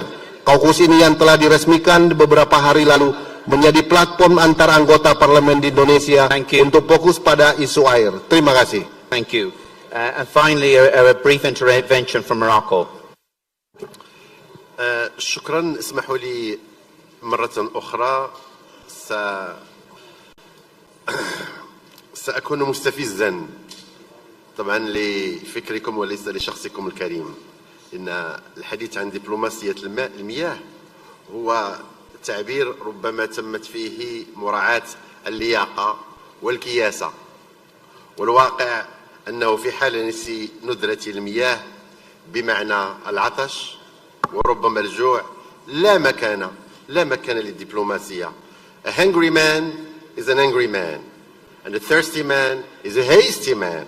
إذا لنتفق أن الدبلوماسية الحقيقية هي ضمان حق الجميع في الماء، وإذا انتفى هذا الشرط فمكان الدبلوماسية تدق طبول الحرب.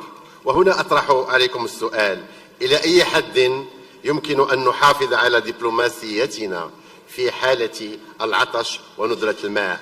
الجواب واضح: لن يكون لها مكان عندنا. صحيح لنا. Thank you.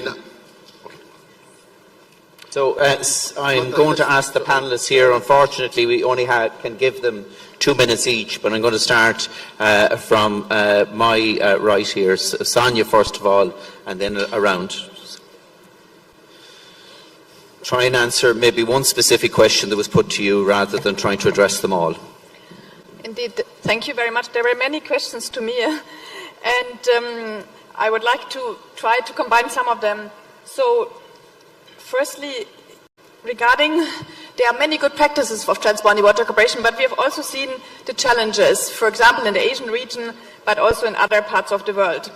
And I think this shows the need for strengthening the basin organizations, but also for joining the convention, because, for example, what was mentioned by Thailand, actually the Water Convention helps even in cases where not all countries are part of a river basin organization, such as in case of the Mekong River.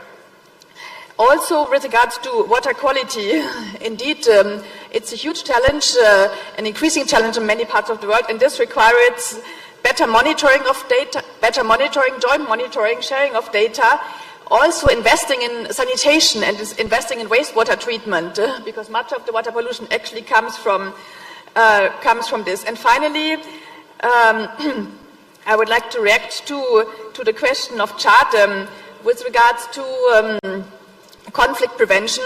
So indeed, at different levels, also at community level, there's increasingly conflicts, for example, due to water scarcity between farmers and herders. And so here there are some mechanisms existing, such as creating mediation organizations which can help in such situations. Or under the Water Convention, we have an implementation committee, which is actually a committee which parties can use when there is a dispute over water. For example, currently an advisory procedure is ongoing between two countries, where one country wants to establish a hydropower plant, and the other country has a problem with this. So again, this shows the value and the usefulness of different existing mechanisms, but we need to invest more into these, including financially from the global community and also from the parliamentarian side. So I would like to highlight your role in water diplomacy and also the role of IPU in implementing the recommendations. Thanks, Sonia. And we now move to Amanda, and you might just put up the last slide there as well, please. Amanda, thanks. Thank you. So on water security, and I'm listening to some of the ASEAN stories in particular where we're already at 98%, but it's that last 2% or 5% of vulnerable people that aren't having access to water. And it's that water scarcity or lack of security that's creating conflicts and potentially reducing your water security. So we all have a moral responsibility to help with this. And community engagement is one solution to trying to find the right solution for all of the people that are being left behind, as it were. And that is the human rights-based approach.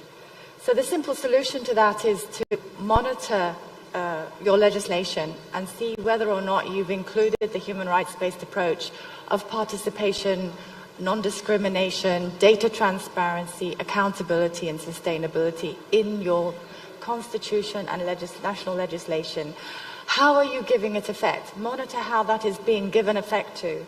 And then gather data. Data, as Sonia is saying, for transboundary data, for water volume, quality. That's what you need. And I think in the Middle East it is very important. There is the data available. You need to start collecting it so that you've got that information base to make the right decisions. And then I think lastly I wanted to say build capacity around this, and the network of parliamentarians on water, I think, is a way of transferring information between countries, understanding what you need to do, helping with that water security issue. I think it's quite important. Thanks very much. Raphael, if you maybe want to give a concluding comment.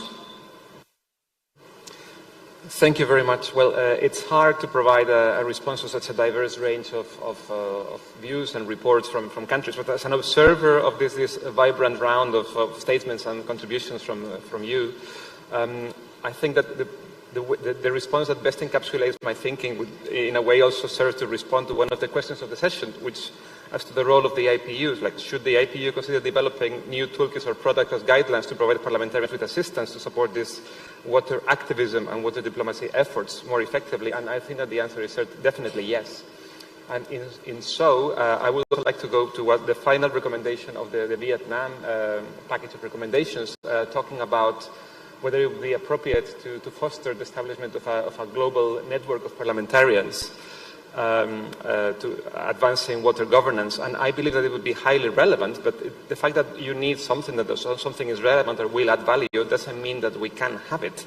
It's notoriously difficult to institutionalize a parliamentary community of activists around the world. So for as long as this doesn't happen, I would certainly encourage the APU to step in and provide a basis for a structured ongoing dialogue, including water governance at its heart.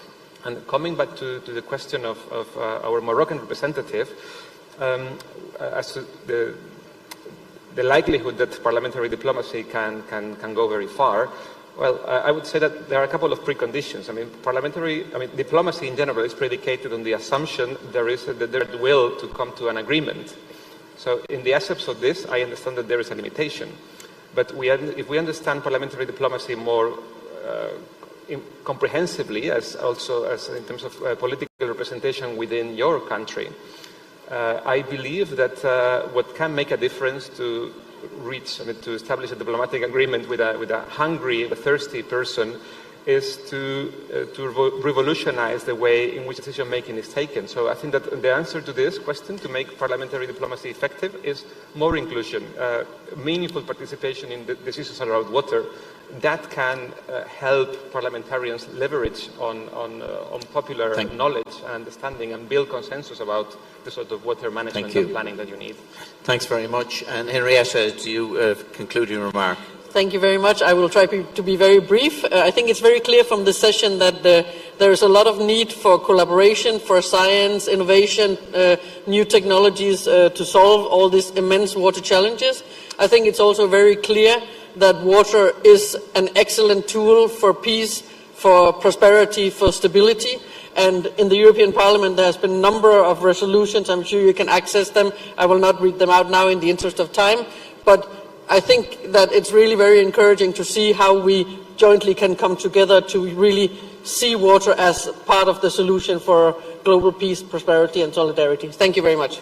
Thanks very much, Henrietta. If we could just put that slide up again there on the screen. So I think one of the consistent messages that has come from the panel here is the access to data, the access to evidence and science. And Madam Speaker addressed this issue yesterday in her contribution. So the IPU Working Group on Science and Technology, if we can put the QR code up there please, are trying to do a survey of members of Parliament. We're asking members of Parliament around the world to complete a 7-minute survey on their views and perspectives on science and knowledge and where it's meeting that. So this survey should be up on the screen there. It's in 4 different languages, in English, French, Arabic and Spanish. Please complete the survey. Please circulate it to your colleagues in Parliament. We'll leave a number of these outside as well, and encourage as many members of Parliament to complete this survey as possible, because it is important to develop the overall engagement with the scientific community. And thank you for your attention, and thank the panel for their contribution. Thanks very much.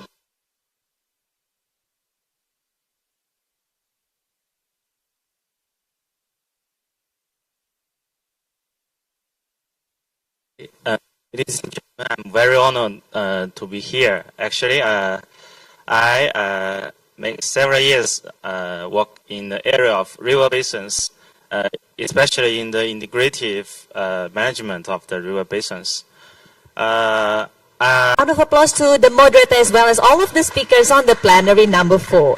Thank you once again to Mr. Dennis Norton and also all of the speakers, Ms. Sonja Kopal, Ms. Amanda Loefen, Mr. Rafael Jimenez Ebar, and also Ms. Henriette Fagerman. 1.8 million. So, ladies and gentlemen, before we continue to the last part of our parliamentary meeting this afternoon, so remind you once again to please kindly fill in the quick evaluation survey. So you can scan the QR code that is provided on the screen and please kindly fill in the whole questions there in order to get your feedback. So we will be able to know the feedback and also your voice regarding the implementations of this meeting.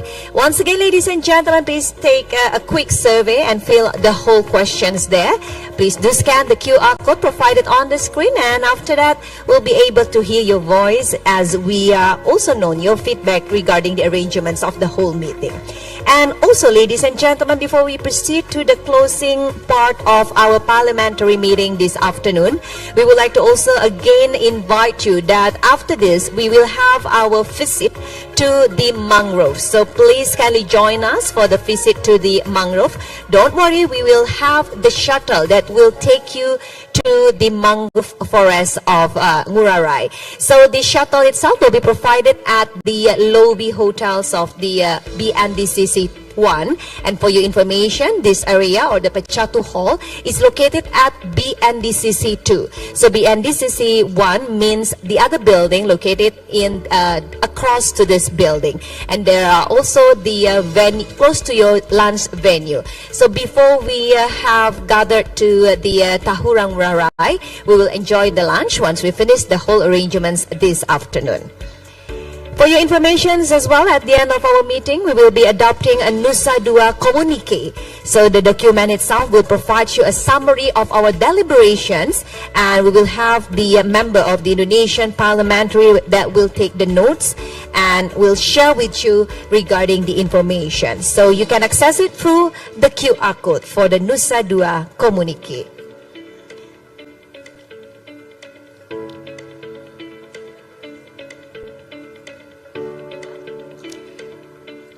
Ladies and gentlemen, since yesterday on the parliamentary meeting, we have finished 4 plenary sessions. And from plenary 1, 2, 3, and 4, which has its own specific and its own characteristics on the theme being discussed. Now it's time for us to wrap up the whole results of our discussions during each plenaries. And of course, this will also result in our shared commitments that is known as the Nusa Dua communique. So ladies and gentlemen, without further ado, now it's time for us to start the closing sessions.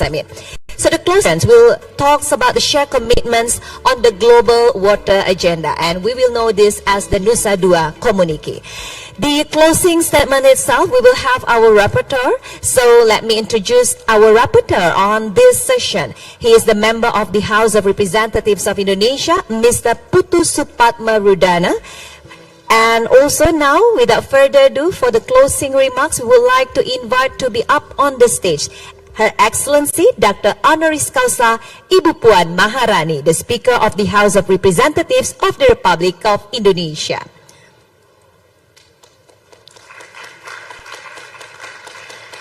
We would like to also invite Mr. Eric Tarder, the Vice President of the World Water Council,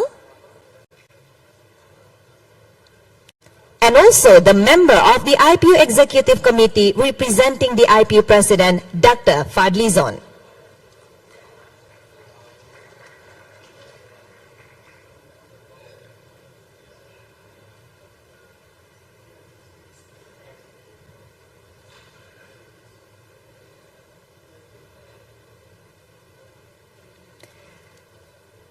Excellencies, distinguished delegates, ladies and gentlemen, now we will start the closing session, as now we will hear the closing remarks that will be delivered by the Vice President of the World Water Council.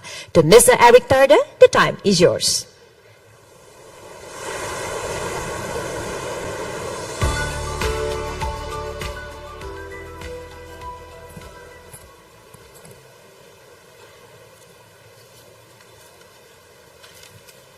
Honorable Madam Speaker of the House of Parliament of the Republic of Indonesia, Honorable Members of Parliament, dear colleagues, it is my honor and pleasure to be here to conclude this segment dedicated to the parliamentarian work in this field of water. This segment exists, in fact, since the Forum of Mexico in 2006. So this is really a long-standing commitment, 18 years now, so this is the age for majority in many countries, the age of maturity.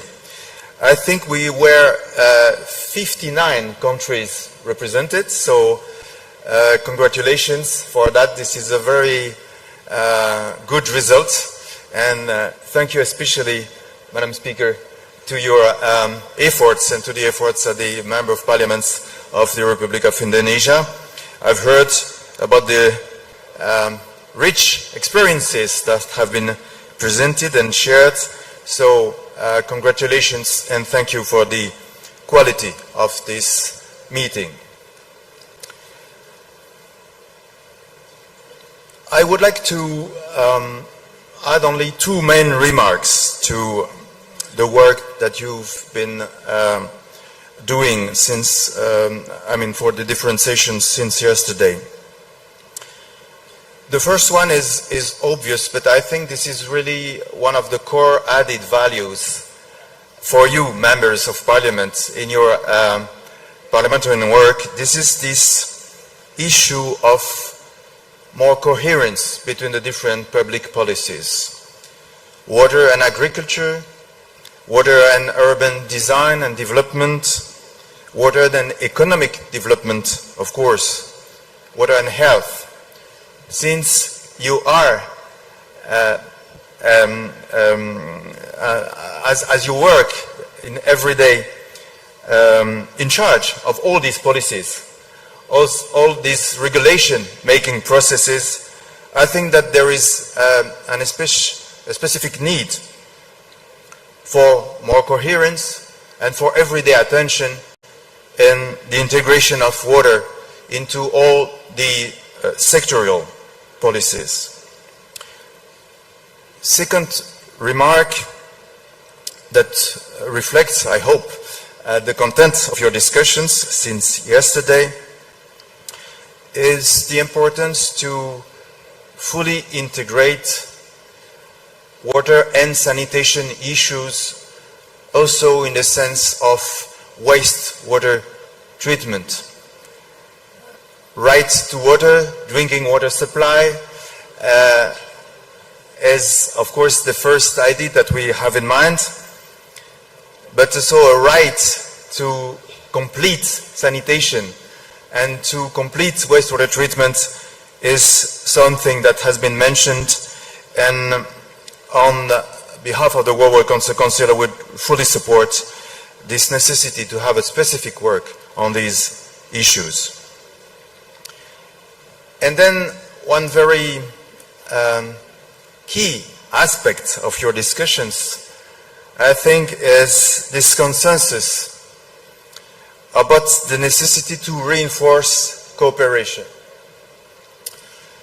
Cooperation inside your national parliaments about water, and this idea of water caucus inside the different national parliaments is, of course, something very important if we want to put more emphasis on water-related issues, but also if we want to have more integrated approaches and more coherence into all the public policies that address different aspects of water services or water resources management. President Fauchon yesterday also mentioned this idea of a water help desk, meaning a platform, a global platform that might be able to support your parliamentarian work and to accelerate the exchanges between the different countries. I think many of you, if not all, have expressed the need for a new dynamics in this international cooperation. So probably this is a nice moment to think of the next steps in terms of international cooperation between members of parliament all over the world.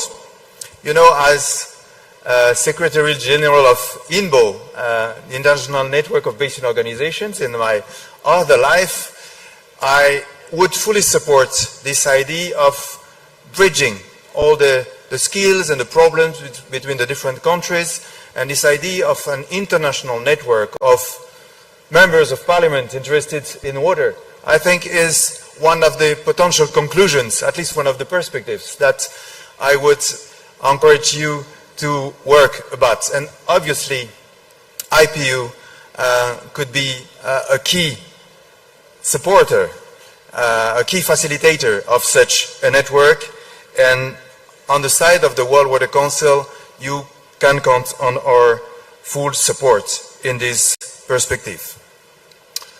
So, to conclude these few words, I would like to again congratulate all of you, and especially our colleagues from Indonesia, for the great success of this work, and to express our wish, our trust, that this is only another step in a very fruitful and very ambitious perspective in the parliamentary work for water, both at the national levels that you are representing today, but also in terms of international cooperation.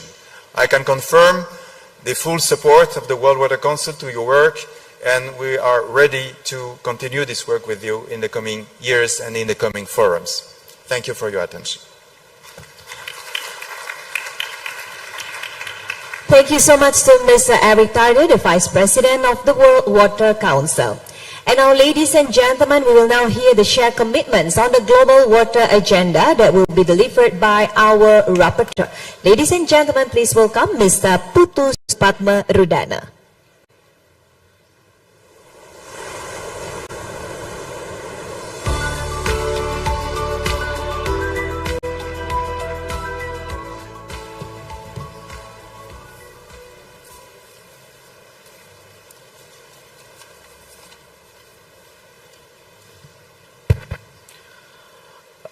Thank you very much, and also thank you for the fruitful discussion and also the active engagement from all parliamentarians from all around the world.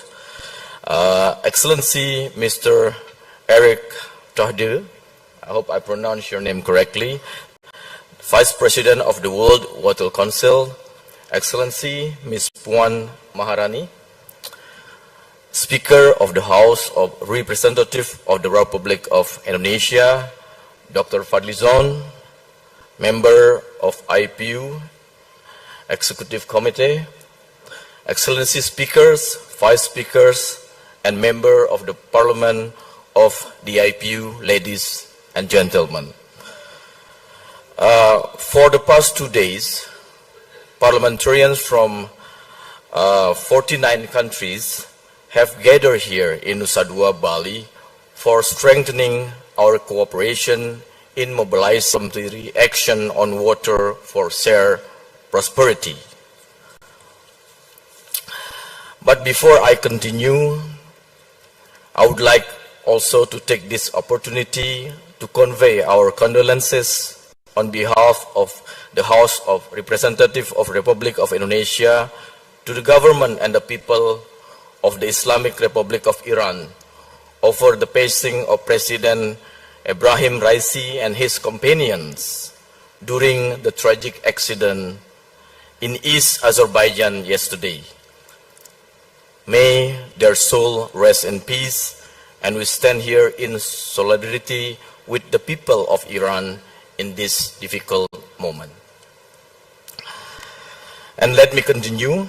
As the first global parliamentary forum discussing the issues of water and its significance for global security and prosperity, Parliamentary Meeting on the occasion of the 10th World Water Forum signifies the commitment of parliaments to address the problems related to water and sanitation through our political will and action.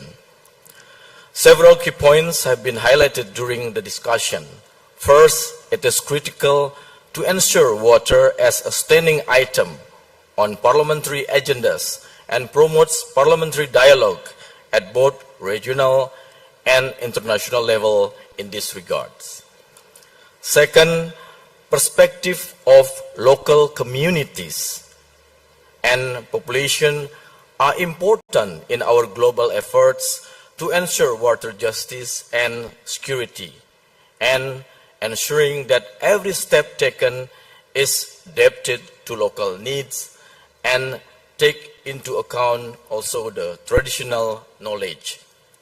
Third, sustainable water management plays a pivotal role to build resilience of societies and ecosystem and support climate change adaptation in line with internationally agreed climate goals.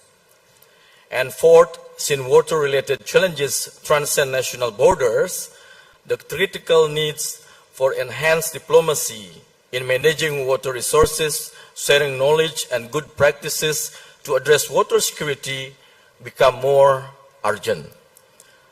Therefore, it is our duty as parliaments and parliamentarians to prioritize action on water to realize the commitment set out in the 2030 Agenda for Sustainable Development and the vision of a fair and prosperous world today and for the future generations.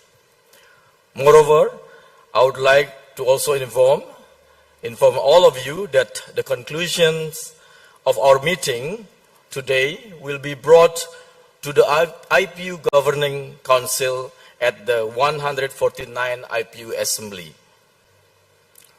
Now let us take on advancing cooperation and collaboration on water through our shared commitment and action, because this is critical to foster peace, progress, and prosperity within communities and country. And I thank you.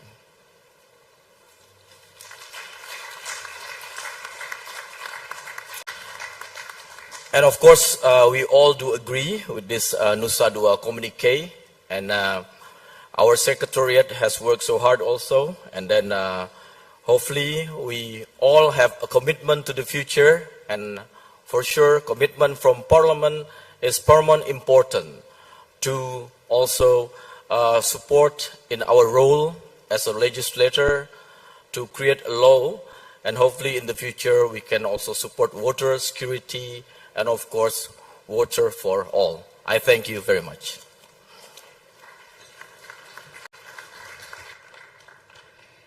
Thank you so much to Mr. Putu Supatma Rudana for presenting us regarding Nusa Dua communique. And now, ladies and gentlemen, let us now continue by also remembering our togetherness during this parliamentary meeting. To commemorate all of our shared vision, mission, and also all of the moments during parliamentary meeting, now we would like to present to you a video regarding our meeting. Please enjoy.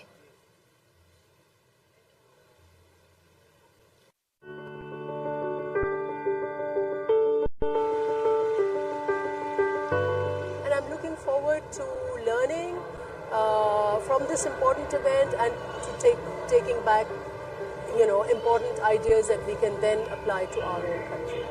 Met up with a lot of other colleagues and probably networking together.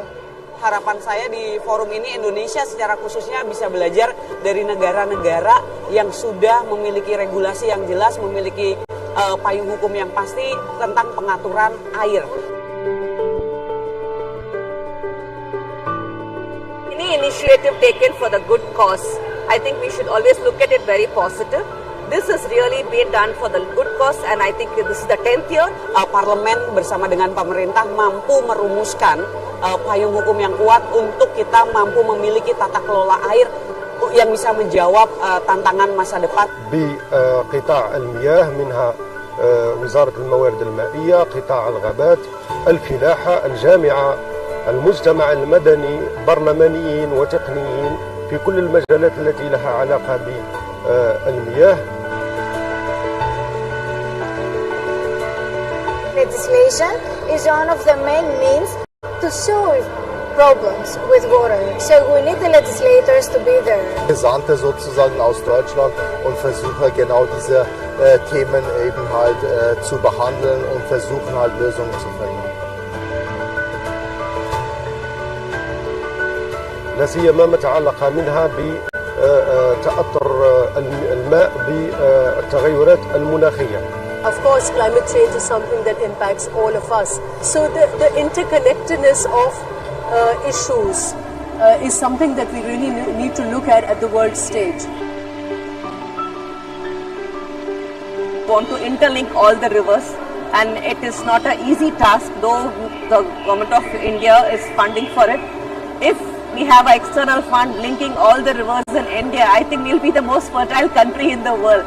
Bring some of my colleagues who have passion, who are interested to form the caucus for the, especially for the water.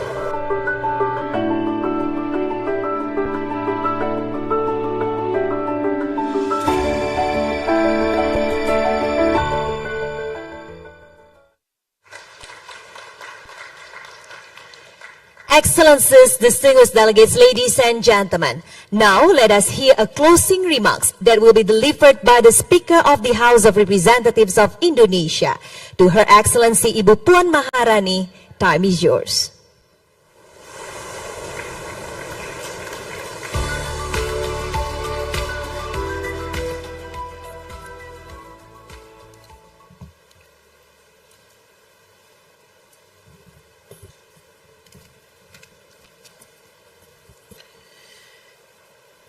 Yang terhormat para ketua parlemen, delegasi anggota parlemen, wakil presiden World Water Council.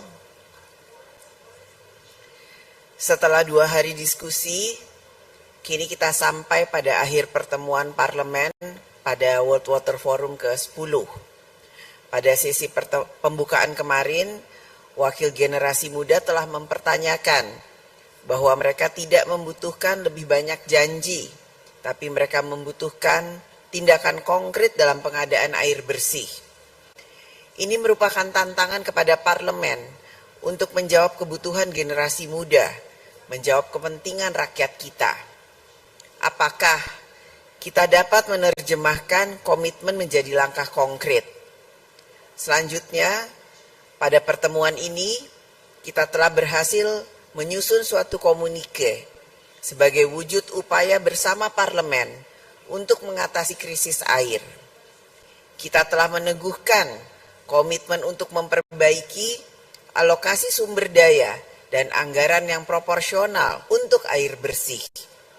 Kita telah berhasil membahas poin-poin penting untuk rekomendasi sejalan dengan tema Mobilizing Parliamentary Action on Water for Shared Prosperity, yaitu air untuk kesejahteraan seluruh manusia tanpa terkecuali.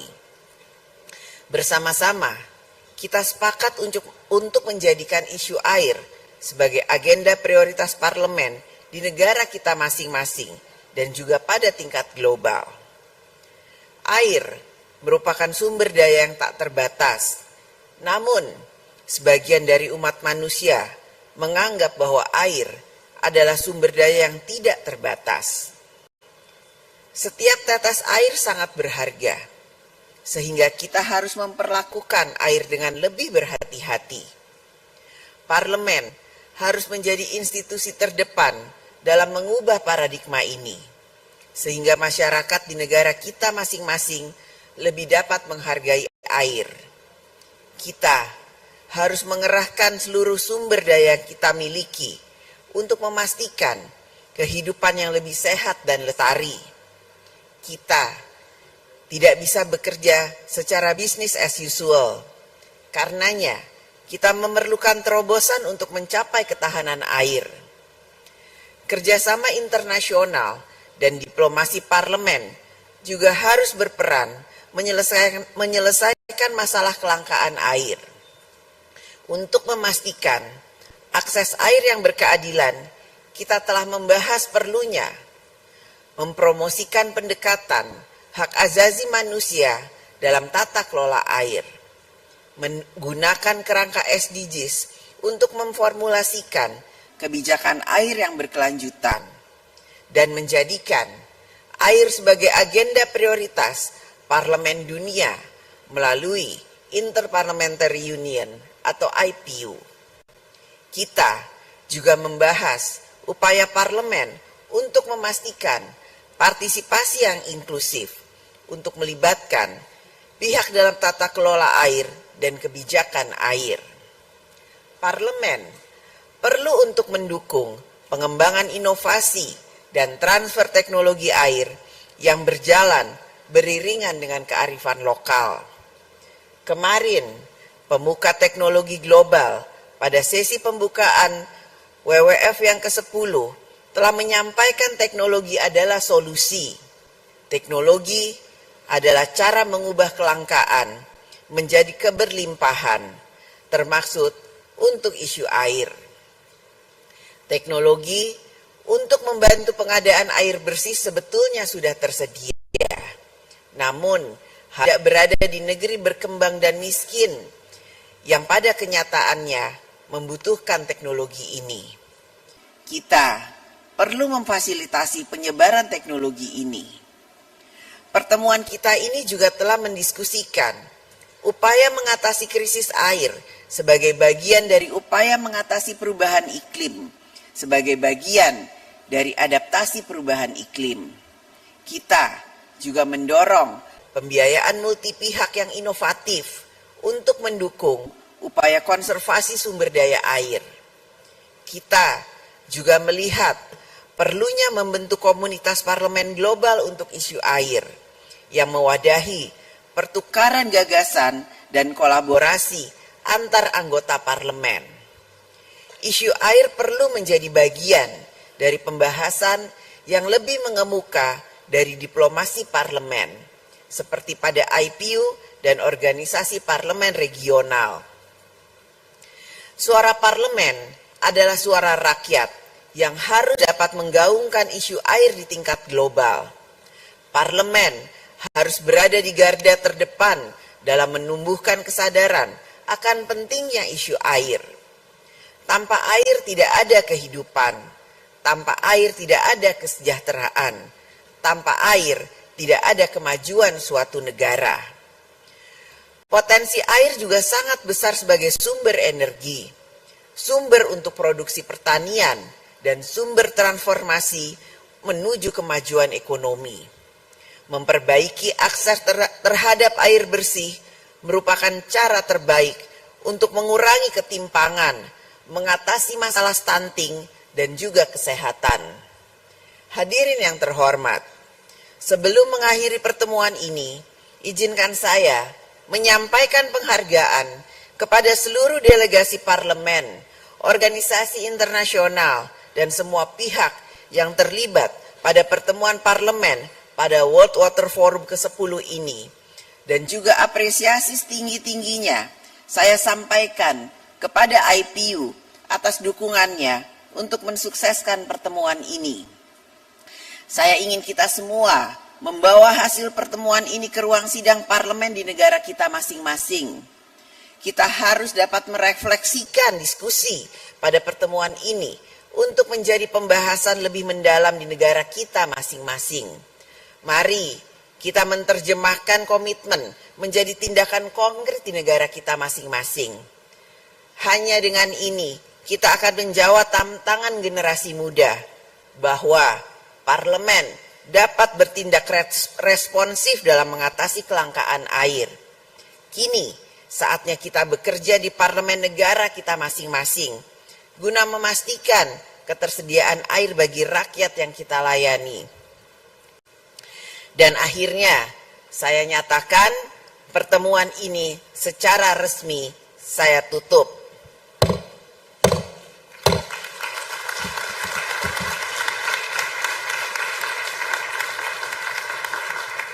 Saya ucapkan selamat jalan kepada seluruh delegasi. Terima kasih, sampai bertemu kembali. Thank you so much to Her Excellency Ibu Puan Maharani, the Speaker of the House of Representatives of Indonesia, for the closing remarks. And now, ladies and gentlemen, this concludes our parliamentary meeting on the occasions of the 10th World Water Forum. So this afternoon, we will have a field visit to the mangrove Benoa. So please be reminded that we have updated schedule for you. For departure to the mangrove Benoa will be at 2:30 p.m. local time, and shuttle will be provided at the lobby of the BNDCC2, so nearby to this Pecatu Hall. And of course, we would like to invite for another group pictures, of course, as a highlight of our second day on the parliamentary meeting. So please also join us for a group picture one more time. Once again, thank you so much to Excellency Ibu Puan Maharani, and then also Mr. Eric Tarder and also Dr. Fadli Zon. Ladies and gentlemen, while you have the group photo and also still preparing our a group picture, let me also